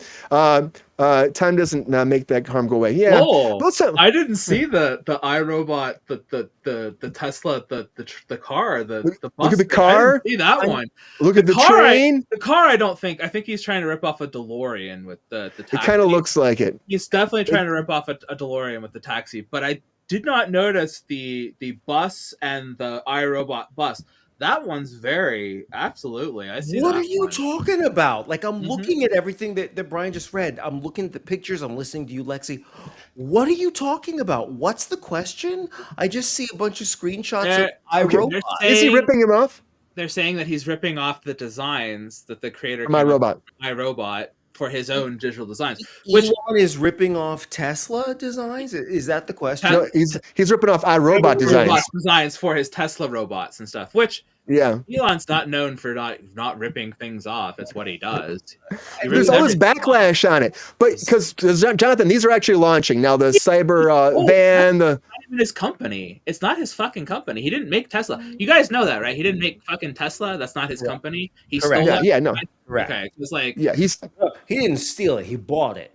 He bought it, and then he's making it bigger. He bought the guys and then wouldn't let them be part of their company and pushed them out the fucking doors. Do you own your home that you live in right now? I will never own my own home. I'm a millennial. Well, fair. That's the thing. So I own my home. I own my home, right? When I bought this home, I didn't steal it. Yeah, it wasn't my design. I didn't choose how many bedrooms. I didn't choose the driveway, the neighborhood. I didn't even get to pick the gate code. When I went to the Peterson, but I bought it, and now it's mine. Does that mean I own it? I saw the Tesla exhibit at the Peterson Museum where they told me how Elon Musk was the founder of the company and how he came up with all the designs of the company and how he was the one who made it all. So he's creating some fictitious lie that he's the creator of the company when the two guys who made Tesla are pretty pissed off about the way they were treated, how they were pushed out of their company, how they were the designers of it, how he didn't make any of this shit. But that's a whole other story. The whole story. But they do rip off. People do mimic. Art mimics life mimics art, you know what I mean? It kind of all becomes a thing. But like the thing is, I saw these, and these are coming out 2027, 2028. He's looking forward to launch these. They ain't coming out. They're not going to come out at all. He's trying to say they're coming out. When you you got your Tesla. The robot's going to be out there serving you martinis. When when you get in your coupe, when you get in your what was that one that everybody put the pre-orders on before the Cybertruck, the new Roadster. When you get your new Tesla Roadster, where's that one? That was supposed to be out in 2018, right? So you got your Tesla Roadster, right? I think he meant 2028, maybe. Yeah, 2028. Everybody you put 10 grand down on your pre-order for the Roadster that you never got. And some people who made complaints or YouTube videos about it, they just got kicked off the wait lists, like Rich Rebuilds. Rich Rebuilds is my favorite, by the way. If anybody wants to watch a guy who hates Tesla more than anybody, watch Rich Rebuilds. He's the best.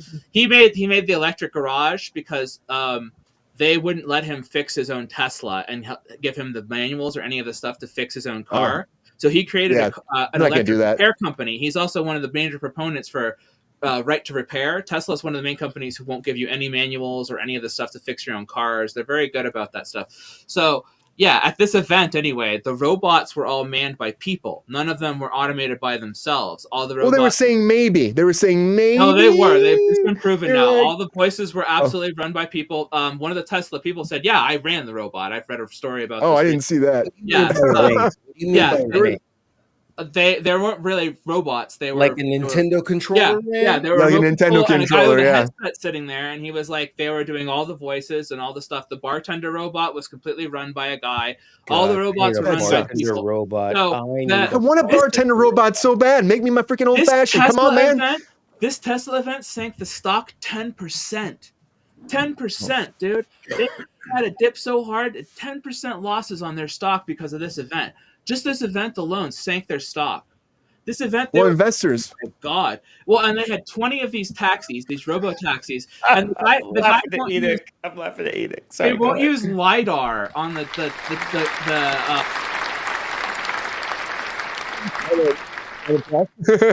okay, you know on self-driving cars, on the top of the self-driving cars, you'll see those little they're like a bubble, right? Yeah. And it rotates. Yeah. That's lidar. Yeah. That's a necessary component for being able to see human beings and all the objects around you. It's basically the car's eye system.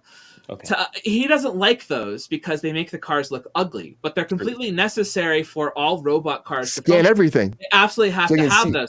He thinks that he can make self-driving cars that only use stuff in the bumpers and stuff, like little cameras and stuff. That's only half of the whole of the system because it looks better, exactly like you said. I don't want a car that's going to drive itself. I have that now. It's called Uber. I can call it 24 hours a day. So I kind of want it though. If I buy a car, I want to sit behind the wheel. I want to feel the 478 horsepower. I want the rumble. I want to be able to hit that button and the roof folds back. You're talking to an ex-street racer. I used to street race. Be like entering Kruse Control when I get in the car. That's what I want. Entering Kruse Control. Fast and I was furious in a Honda Civic in my 20s. I'm so sorry. Brian, hold on. Did I say guilty, Brian. Let's stop that and say what it is. What's street racing, like Fast and Furious. I used to street race. Yeah. That's wild. I was a hardcore. You can't street race in this. Yeah. But let's go back to the main topic at hand. Did Elon Musk actually rip off iRobot for these designs? Does the director have any kind of point here and think that he will try to get Elon Musk to change these? Let's find out. I'm gonna put GR on the stand quick right now. GR, I want the truth. The whole truth. The truth something GR Waters right now. Do you believe that Elon Musk ripped off iRobot, or do you think it's just a coincidence? How do you feel about this? There's no such thing as a coincidence. He ripped them off. Not completely, but enough that the designs are close enough where makes you go, He ripped them off. He's guilty. Do you think these will ever come out, though? Oh, he'll pay them off. Oh, you think you'll pay off the director? You think you'll just get him to quiet down by paying him off? He doesn't want this going to court because he goes to court and he'll lose. Yeah, the robot. I would say the robot's not as close as the train and the car, but they're also where it's going to nail it. Yeah, and then people rip people off. That's what happens. That's the business. That's what happens. GR. So you think overall he's guilty, huh? Fry him. GR says he's guilty in the court of Kruse. All right, Jonathan, I see you warmed up, getting those knuckles ready. I want the truth, the whole truth, and nothing but the truth. So help you. Jonathan, I'm putting you on the stand. Is Elon Musk guilty? So my question to my opponent is this, and hope, GR, you can hear me. Let me be very clear. GR, sir, what exactly is your accusation? Design theft. Who stole what from whom, and what exactly not did they listening? steal? Musk stole the designs that the director or whatever. The director, made. yeah. I've heard what I need. When you say the designs, which designs exactly are you talking about, sir? I nailed them. You gotta listen to the show. Instead of redirecting up! people or making Yeah, fun of yeah, the moment question. or All right. yelling like an Oh. angry old Popeye, All what right, I'm all right. asking you, sir, You don't know is about it, but I can't exactly answer what your did question. he steal? That's it. I asked one question. Exactly. Okay. What, If wait, you don't shut is up, that answer it, I Does that can't. mean All right, yeah, something that that's I should my. I'm getting control. I'm getting control I here. didn't know. I didn't know. Back to All you, right. Brian. Back to you. All right, GR for Jonathan right now. What did he steal? The train design, the car design, and part of the robot design. See, It's- if you'd have shut up long enough, I could have again, told you that not a 20 train. minutes ago. I will concede. I will concede that had I shut up long enough, I would have understood that yes, those designs had been stolen. For example, the robot automation design. Yes, Hanna-Barbera capitalized on that when Rosie the Robot was invented for the Jetsons back in GR's day. Also, the car right. itself, yes, that was covered. It was Nobody was invented. talking. It was. But Jonathan, I'm nobody's sorry. talking Did you about have the something to add, automation BR? or Go any of ahead. it. Hold We're on. talking about the I experience. won't say shut up to you, sir. Instead, I'll say I invite you to speak during my time. Go ahead, whenever you're ready. I did. Nobody was talking about the animation. I didn't say anything about that. I didn't bring any of that up. That wasn't the question. Correct. Were the designs stolen? That was what I was asked, and that's what I answered. Okay. No, well, actually, the question was, what did he steal? But you know what? I'll give you the benefit of the doubt. The original no, question. he did not Fire. steal the idea of how to animate stories, and you're correct. That was created probably by cavemen long ago. All right, but now let's go back to what I was saying. The idea of the car. Now, I don't know who invented the very first car, but why don't we throw out Henry Ford, right? Henry Ford, fine. That sounds good, right? So that is something that was invented beforehand. Was there anything else that was questioned, like automation, AI, whatever? Here's the thing: what exactly is brand spanking new? Not a lot of things, not a lot.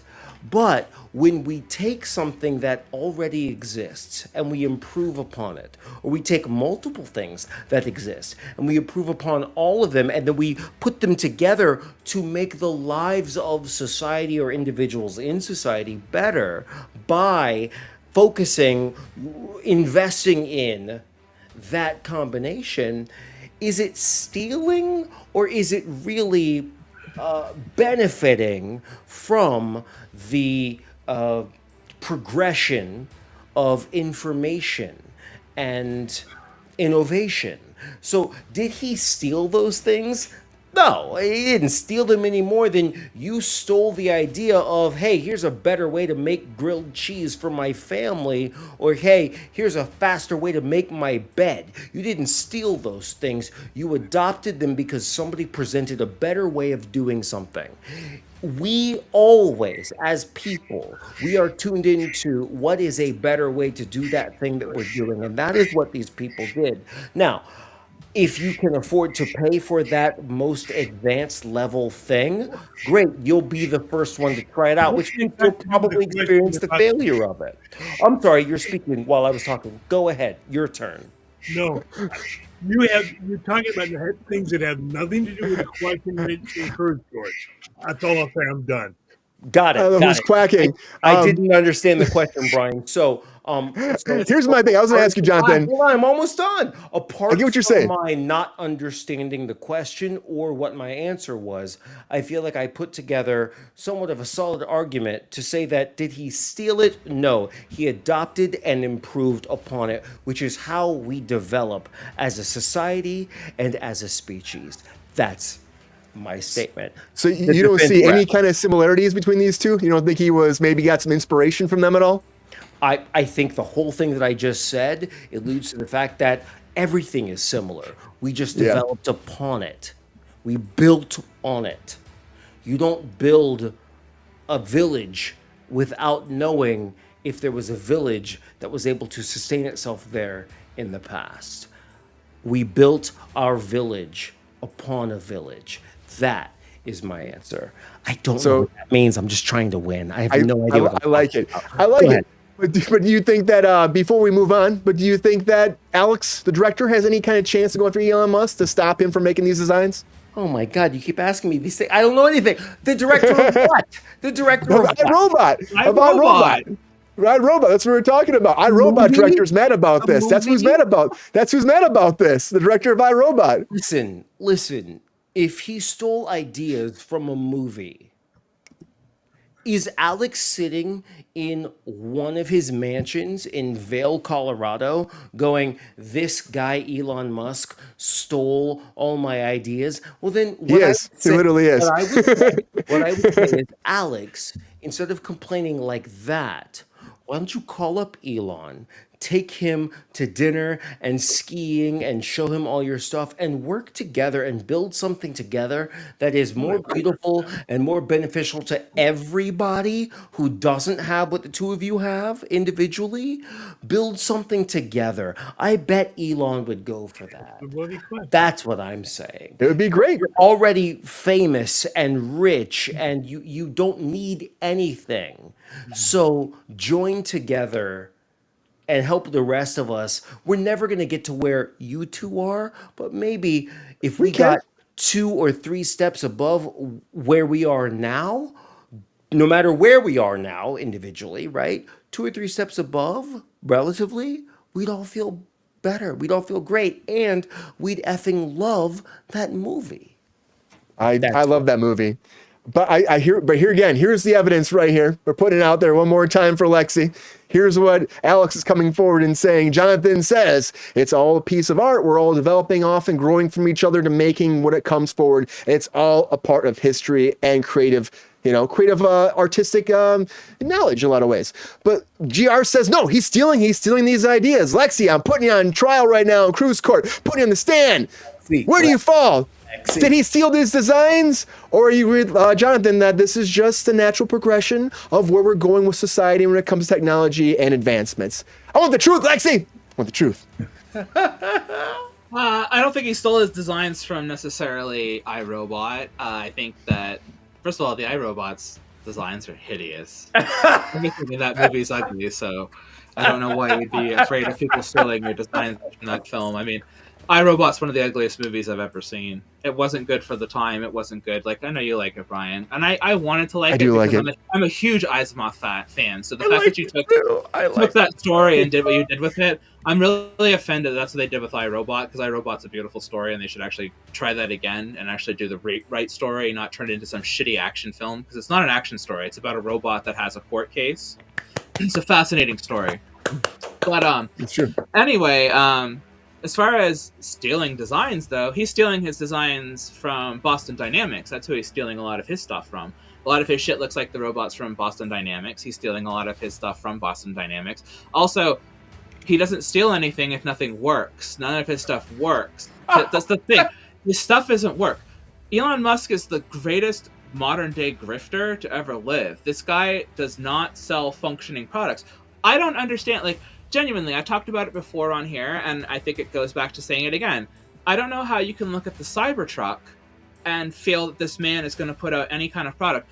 The solar walls never worked. They never came out. They barely were a functional product. They were supposed to be... When I first followed Elon and what he promised with the Tesla cars, with the solar walls, with the solar panels, with the stuff that he was promising back in, like, 2008... I was very much on board for what this individual was offering. And I have seen nothing but failure product after failure product after failure product. I have watched this man launch rocket ships up into space and blow them up continuously. I did not watch NASA blow stuff up continuously. One failure from NASA, the way that Musk has a failure, would have resulted in everybody sitting down and going over everything with a fine-tooth comb for months and months and months until it was resolved. Every single corporation in the world would go over their products with a fine-tooth comb and fix these products better than anybody would. And these are companies like Mitsubishi who have a history of like putting out faulty products and having their CEOs get in trouble. You know, we had the Nissan stuff with Gosselin happen recently with Nissan and Renault. We had, you know, GM had tons of their CEOs get in trouble for faulty wiring harnesses over the years. And I would still trust all of their products over anything that was put out by Tesla. These products have been on the market for less than 10 years total, and I see horrible quality builds on the road. I mean, Model 3s have only been on the road for less than, like 6-7 years, and their taillights are fogging out like 20-year-old cars that have been on the road, filling up with water, body panels misaligned, stuff coming out of the factory misaligned to the degree that I can't believe the build quality of these products. These products, and you're charging these prices, you're charging premium prices for products that are barely well built. You have built a cult of following that is shocking. People like you and your cult of personality more than they do the product that you're putting out. And kudos on you for having that. I can't believe you give Starlink to Russia. I can't believe that you give Starlink to the people that you do. You give a bit Starlink. deep. No, like it I know you hate Elon Musk, but like, I mean, and you literally think that this fucking bus is gonna work? Your cyber bus? How about we stop reverse engineering? Cyber bus. What is that? That's the thing that you thought. That the little cyber bus. the cyber van. That's what that was. Oh, okay. Can That's not tech CEOs stop coming in and making shittier versions of things that already exist? The Hyperloop. Oh, you mean the train? The train exists, bud. And you could make more of them if you stopped making products that shut them down. How about you stop siding with oil people and, you know, making roads? We could have had trains and subways and streetcars and better public transportation in our cities. We've been asking for public transportation in our cities for fucking years. And you're going to come in and make a third-rate fucking bus that you think is going to drive itself? No, it's not. How about you use I would love if it worked, though. that exist? The infrastructures that exist are there. Rail systems that have existed for years. Electrified rail systems. You want to lower emissions? Build more trains. There needs to be a rail system that goes from California to Vegas. We were building a rail system from California to Vegas. I wanted that so bad. California to Vegas in 30 minutes, and they stopped the fucker in Bakersfield. We got and that's that. Elon Musk's fault. And that's Elon Musk's fault. That is Elon Musk's fault that happened. That we lost the train from Vegas to fuck because he wanted to build a tunnel underneath the city to drive Tesla cars through between convention centers, and that got billions of dollars invested into it by our government. It's okay. Yes. Have to be okay. Right, Lexi. He doesn't have to be right. So Lexi thinks that he can rip off a little bit. Rip off. He rips up his competition. So you agree? Does he have to rip us off and show you he's going to rip us off before he is finally looked at as a grifter? Because there are literally stakes in the ground where his Hyperloop in California is. You could go look for them if you want to, Brian. You guys can drive around and find all. I remember I was excited about that too. They were building tunnels. They were showing it. Pulled them out. They finally pulled them out of the ground. I watched a video of a guy who walked the line of where the Hyperloop was in California. The boring tunnels, those all got shut down. And the boring tunnels too. That was exciting too. Yeah, that was another good thing. I was like, that was his underground public transportation system. You know, the subway that he could have just. We could have just built subways. Yeah, I saw that there people are in the chat too. Yeah, NASA didn't have a squeaky record. NASA's had a lot of problems too, but that's advancing. They've been building their stuff up. I love NASA. I love NASA too, and I think that he is trying to be innovative. But again, you're right, Lexi. Some of his stuff doesn't work. You're right. Some of the stuff doesn't work, and things fall through, and he doesn't have enough money for it, and loses funding, and things go out of business. I was excited about that boring thing. Just had its 5th recall. It just had its 5th recall. All of those trucks are being recalled. They cannot even sell the things. So I still like the design. More recalls? But you know what? I love How them. many more recalls on a vehicle do you have to have that hasn't even been out for 6 months? The vehicle hasn't even been out for 6 months, and you've already had 5 recalls. Yeah, they're not putting it out there saying there's nothing at all wrong with this ever. Whatever. They're saying, those of you spending this money, you're an early adopter, and anybody in technology or anybody that has money to spend on this stuff, they know that you're early adopters. There are going to be If problems. There are going to be any issues. other okay, then why isn't anybody buying a good car like the Lucid Air, which is an actual good There are electric plenty car? of those. There are plenty of Where? them out. I don't see Lucid Airs anywhere. I don't see Lucids on the road see at all. 10 a Lucids are the day. best electric car I've ever seen. The guy who made You those don't are a live in the genius. right Those are neighborhood. great Science. cars. You don't live in the right Great cars. neighborhood. Yeah. They're out I- there. They're out there. Overall, I know we can trash talk Musk for a while. Musk is very, very easy to get into. It really is. I mean, honestly, especially these days, he's out there. He's putting everything out there. I do like innovativeness. He is trying to be an innovative person, but there are problems with a lot of his things. I do think that he did kind of rip off a little bit of these designs. I'm just gonna say, but you know what? People do that all the time. People rip stuff off, and I know Lexi's fired up. I'm giving Lexi a round of applause for that fucking fired up Musk moment right there. I don't know what the prize is for way to go, but if there are like balloons or like an explosion or something, I vote for you, Lexi. Yeah. Okay. And Countess, yeah, I think that it's good that he is pushing innovation. I think he is, but a lot of people do not like his politics and his again, his product. A lot of people don't like his product. People do love his product. I see Teslas everywhere here in Los Angeles. Everywhere. What innovation Everywhere. is he pushing, Brian? And those What innovation is Cybertrucks. he pushing? Everywhere. Well, I just think the electric vehicle is what he was trying to do, and there's other companies that are doing it. But there's other companies that are doing it too now. But he was pushing for that. And I did like what he was doing with the train stuff before, but then again, it all fell through. It all fucking fell through. It sucked. That bullet train would have been awesome going to Vegas. That'd been freaking great. I feel like there should be a train across the whole country. There should be. Why not? It's 2024. Where the fuck are our futuristic flying fucking cars and our fucking trains? Preach, That's all I'm saying. I want that shit today. I should be able to hop on a train, have a cocktail, and be across the country as opposed to waiting 4.5 hour flights. We're just not there. And unfortunately, we took a time where we stopped putting money into innovation and putting other things. And of course, that's something that's always been a problem because we do have other big issues like world hunger. We have issues with society. We have issues with again, like people having housing. There's a lot of issues. Hurricanes. It just sucks that a lot of things have sidetracked where we should be, I think, as society innovatively. But I think he ripped this off. And at the end of the day, Elon Musk, I think you ripped off iRobot a little bit. I mean, maybe, we all can do that in life, but I think you ripped it off a little bit. I don't think he's going to have fun. I think Alex just having fun, and he's put it on Instagram because he sees, he's like, hey guys, this is kind of my stuff. I don't think there's anything that come from this, but I think at the end of the day, hey, it looks cool. Just be creative, be creative, everybody. Be creative, and innovate, and make great things so we can advance as a society. That's all I'm saying. And make a new iRobot. Come on, it could be better. It could be fucking better.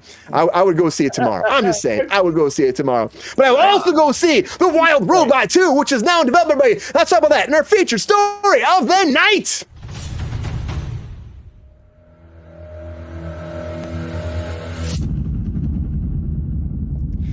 If you guys have not, guys, girls, people of all ages have not seen Wild Robot, you need to go out and see it, everybody. I'm just saying right now, because honestly, I saw this movie and everyone was talking about it. It's made $148.5 million globally.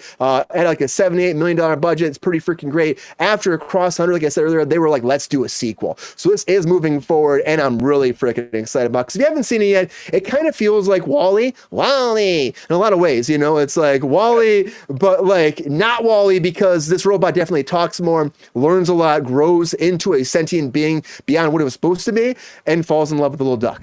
That's what I'm saying. And what can you not love about this? Like figuring out how to be a mother pretty much to this little duckling who is the wild duck that can never survive. And because of this robot, maybe this duck can survive. I'm not going to spoil things, but it's a fantastic, lovely story. And it's based off a trilogy of books I had no idea about. But Chris Sanders, who did create this, working with DreamWorks Animation, have said we're going to do a second one. They're working on the script. This is an adaptation of Peter Brown's award-winning best-selling series of the same name. The next one's actually going to be called Wild Robot. What's the heck's it called? I forgot, I can't even name them now. Three? But no, well, it should be 2.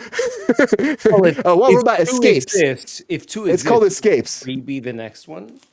It's called Escapes. Wild Robot Escapes. But it's an amazing movie. It really has a lot of heart and soul, and there is a lot of dialogue in this too. And even Pedro Pascal, who plays like the fox in this, sounds so different. He's so heartfelt. It's such a different character for him. It's amazing. And his camaraderie with the robot and how that robot brings together the whole community of wildlife creatures in the area, the chinchillas, the beavers, the bears, all those that are surviving together. It's amazing what that robot does to that community. And it's lovely. It's just fucking lovely, heartfelt, and the animation style is fantastic. And a sequel is happening. I'm happy about this. Round of applause for DreamWorks on this one, guys. It's at a time when you want to go to the movie, just have fun and watch a fun flick. It's a great time. It's a great time in the theater. GR, are you surprised? We've been telling this for a few weeks. It's been out for a little bit. Are you surprised of a sequel coming this fast? Not really. As you said, Brian, it's a quality picture, and I think they planned all along for both, at least two, maybe three, all based on the book. They want to do three, which I think would be great. And then again, it's like the first one's about the robot and the duckling, Raz and the duckling, and I think that story will progress. And we'll progress into the next one. I know the chinchillas, the freaking chinchillas. We all know about the chinchillas. They're Weasley bunch. And Enoch, thank you also for being here. Chris Troy didn't say it yet, but GR, do you see this being something that could like bring more people to theaters now that this got a sequel? It might bring more families in. Because there really hasn't been a lot of quality family films out lately. What's up, Angela? Yeah. There hasn't been, and the animation for this is just good. And it is it's a very good family movie overall. And I think that when they were making this at DreamWorks, they really hit the nail in it. It's really great. They really freaking made it happen. Not really, Enoch, come on, man, check it out. I know this isn't like, do you believe in love after love? But it's freaking great. Enoch knows what I'm talking about. If you saw the Land of the Lost reboot, you know what I'm talking about.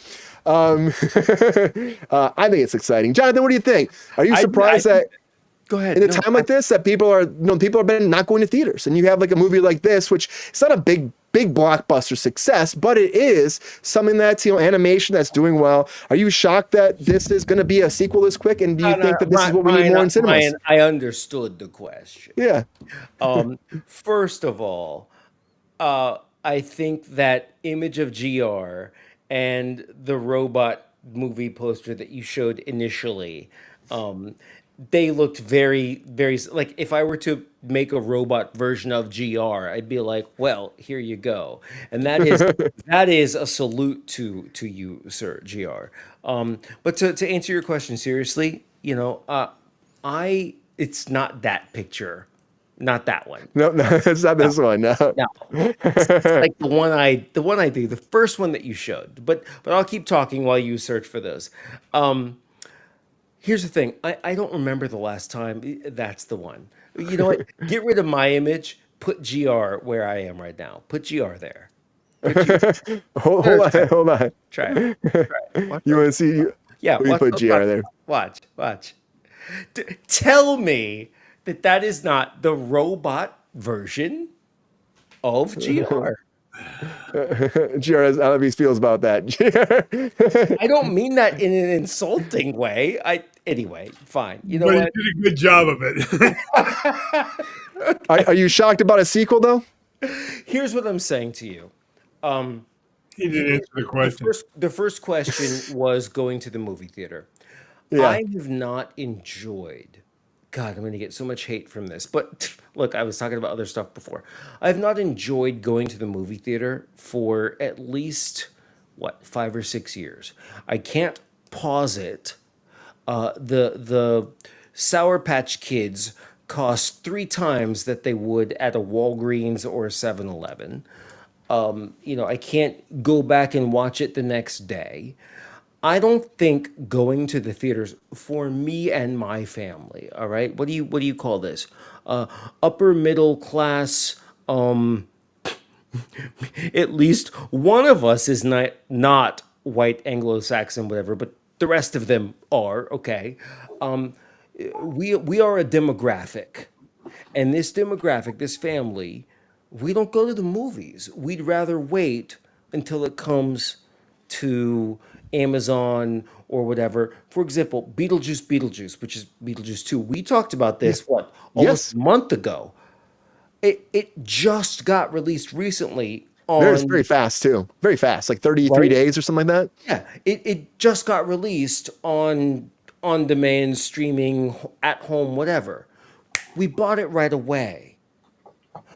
That is the future of this, I think. Stop trying to get people to go to the theaters to make your money, production companies. I'm not saying people won't go to the theaters. I'm saying if we do go to the theater, throw something into that entices us to leave the house, go somewhere, and do that thing. For example, I'm going to give you a weird example, and I promise you I'm done. Give me like 15 seconds, all right?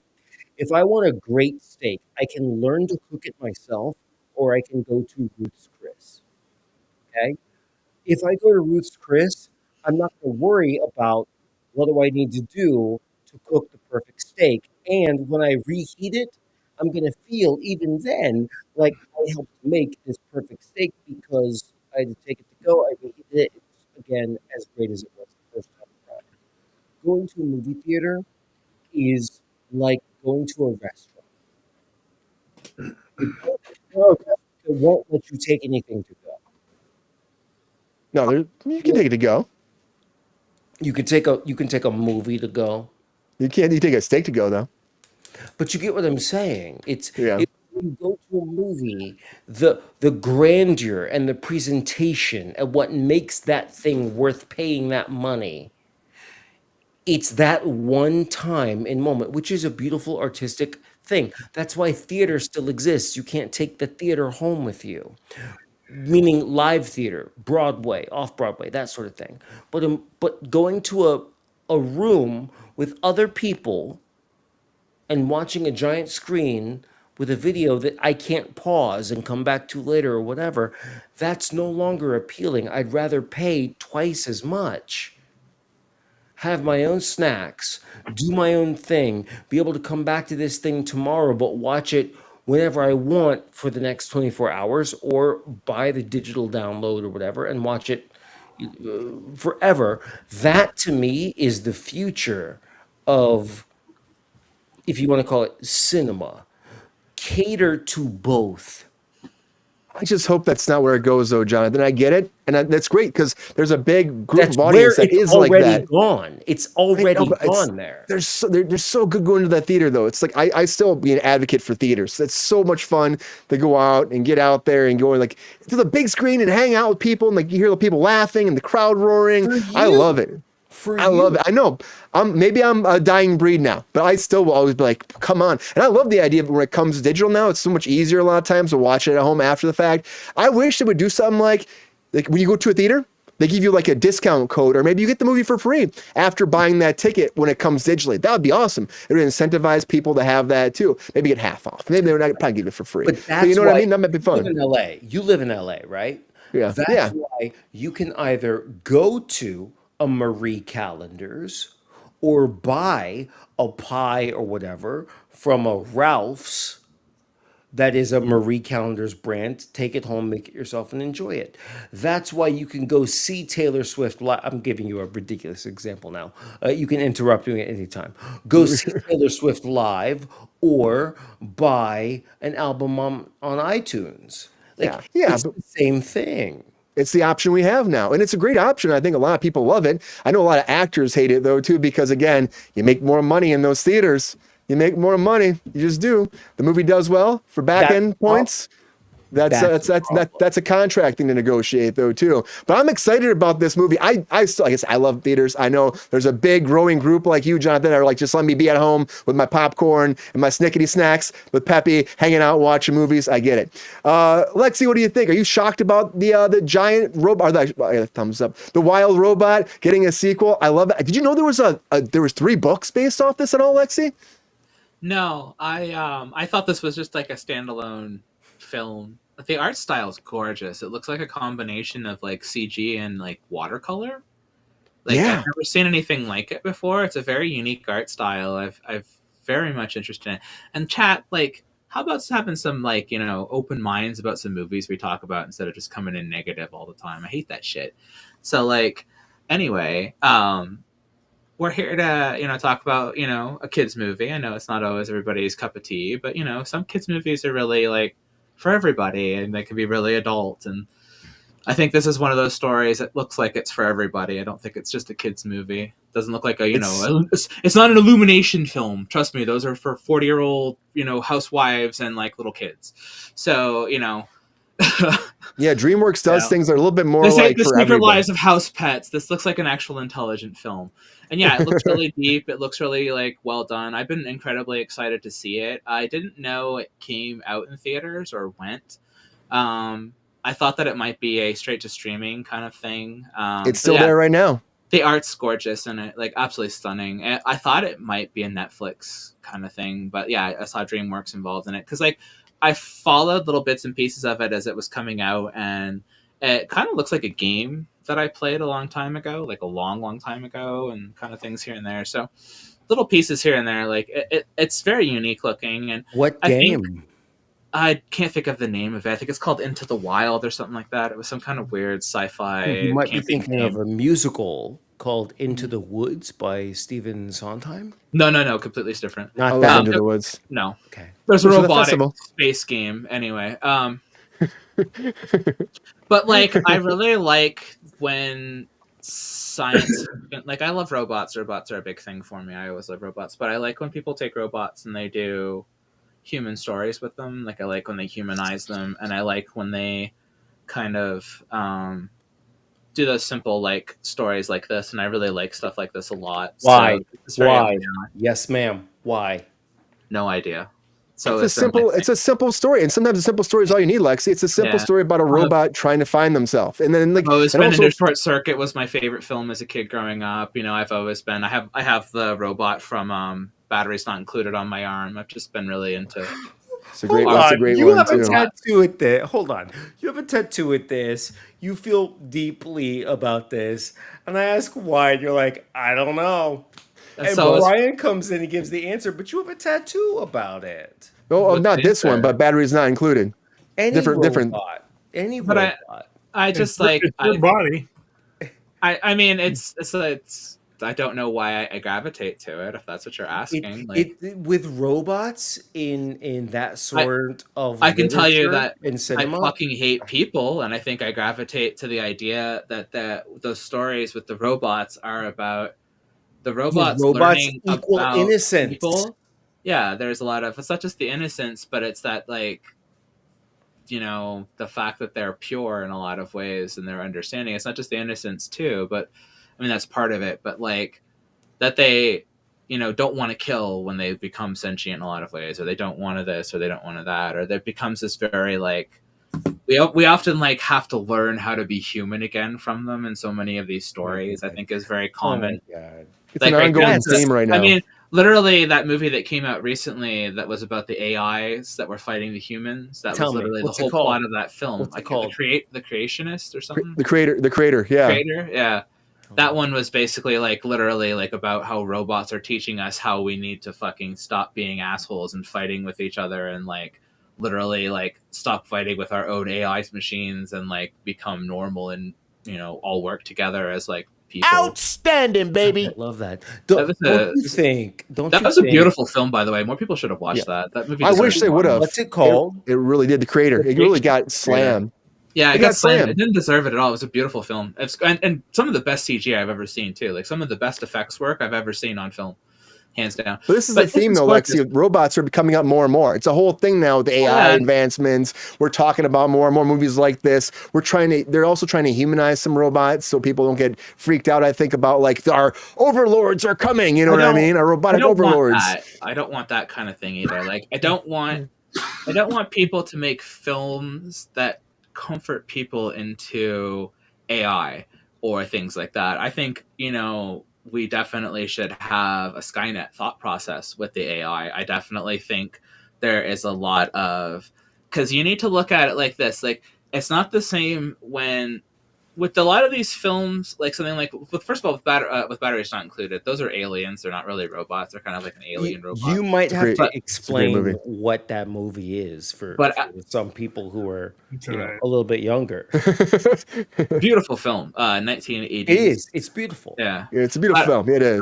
But like I think that when you look at something like Short Circuit or even like Wall-E or like that, where it's humans building the robots for the purpose of weaponry or the purpose of combat or the purpose of a tool or the purpose of that, and the robots going, why were we made for this? I don't want to do this. And the robots turn around and they go, I don't want to be this. I don't want to be a tool of destruction. I don't want to be your workforce. I don't want to Complete whatever. I antithesis want of Mars sentience. Attacks. I want the ability to think for myself and feel for myself and have the same things Big that you all point. have. And I think Yeah. like those stories are more important than the idea of like a corporation is building an AI. A corporation is building an AI. They're going to use it like Skynet. They're going to do the same thought processes as what is a corporation using an AI system for? What are they doing it with? If you're trying to make those films to comfort us into these, then don't make them the rebellion stories. Don't make them anti, Preach, because go, all keep those going. Come because all on. those are anti-establishment stories Yes, in a lot of go. ways. But Short even Circuit this is one- anti-establishment. Short Circuit is literally about a weapon that goes, "I don't want to be your weapon." That's an anti-establishment story. You know what I'm saying? Like, you can say what you want, but it is. It said it went against its corporation, it went against its purpose, and it said, "No, I'm going to go play with butterflies in the field."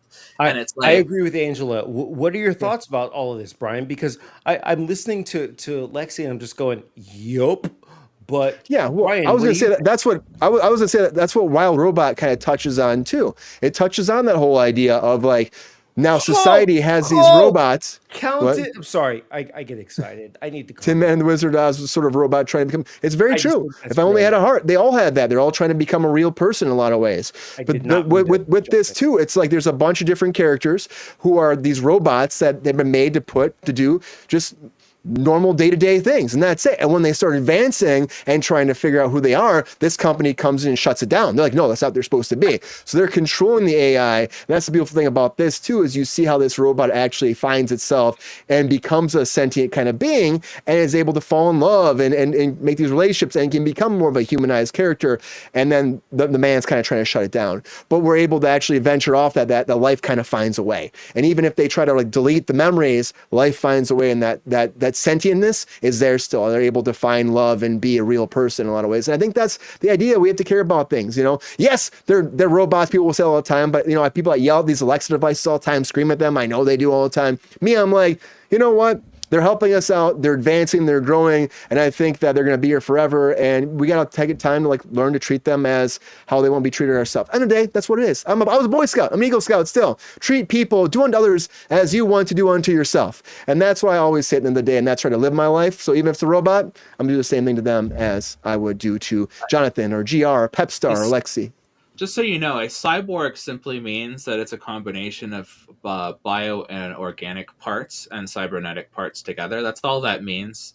It doesn't mean anything more than a combination. My future self. Of, like it's just like putting cybernetics and organic parts together. So the reason that they're cyborgs in Terminator is because they need the skin of humans over it to be able to time travel. Yeah. They explain It's it a in whole- the thing. It's a whole thing. But this It's is also to crazy help- though. You're a nerd. Robots will always be a conversation. It'll always be a conversation piece. Yeah, before we go, GR, what do you think? Just What do you think about this? Is this a good way of taking robots? Should we be yelling at robots, or should we be buying them flowers and taking them on a walk down Dandelion Road? episode. I Well, I don't know about I the would buying watch the half an flowers. hour. That was it. Me? You did ask me, right? No, Jonathan. I'm sorry.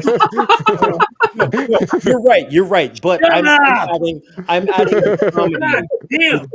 I would We're watch all women half again. an hour of GR yelling at robots. Oh, maybe Watch you half do. an hour Yeah, you are a behind robot. every ad. GR, robots. Why? I'm not What do you think, wasting GR? time talking about Brian? This is enough. What do you think? What do you think, GR? Before we go, I think this is a cute movie. I'm not gonna date a robot.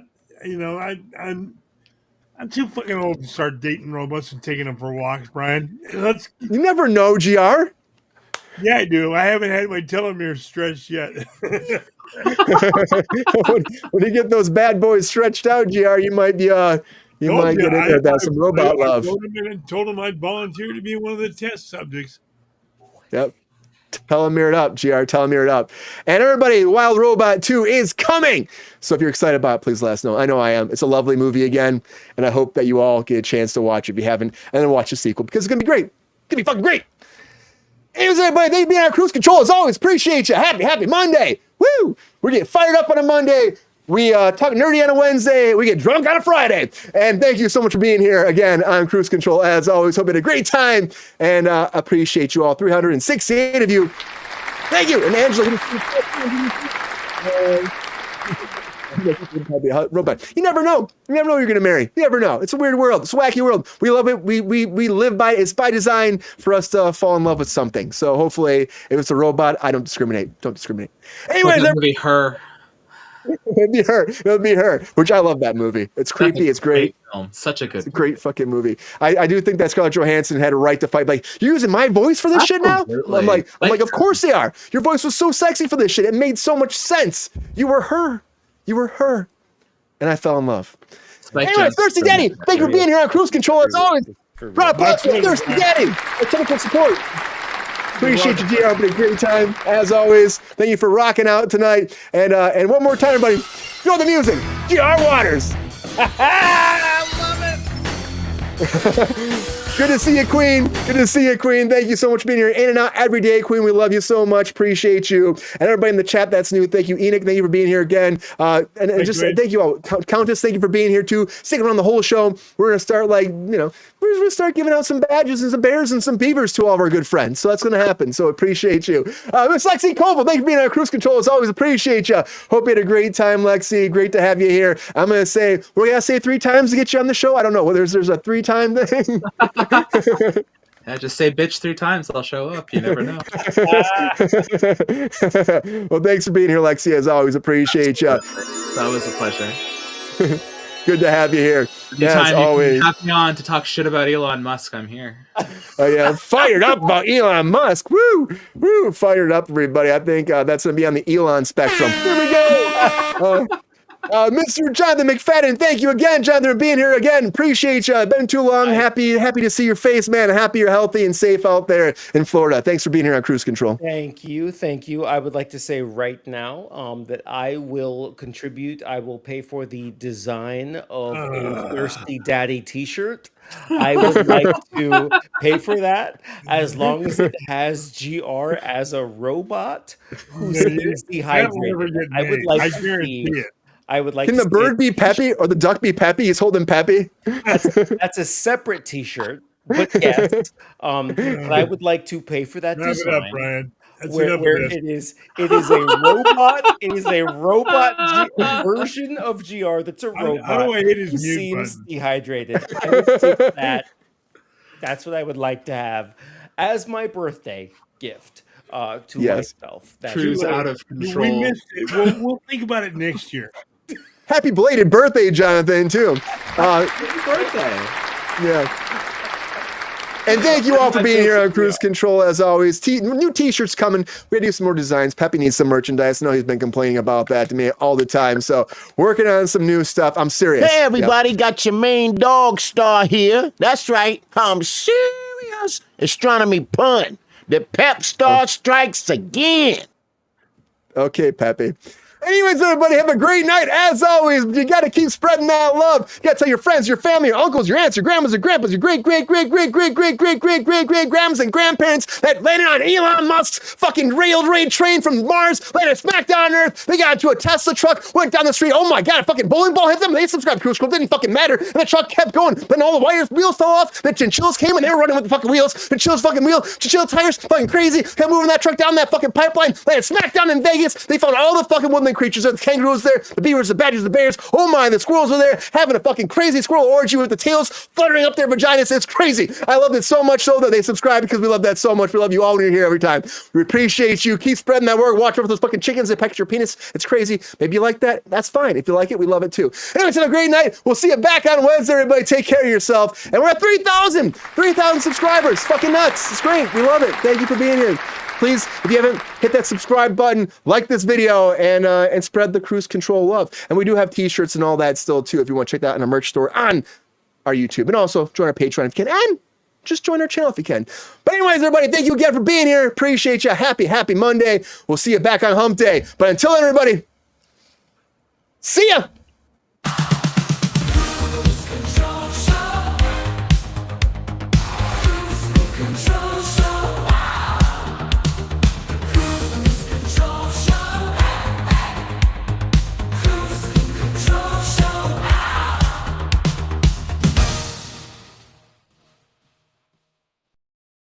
Yo, player, if you enjoyed this video, please like and subscribe and hit the bell to be notified when we are live And if you are able to join our Patreon, please join. Because the Pep Star needs more snickety snacks. Because I'm hungry.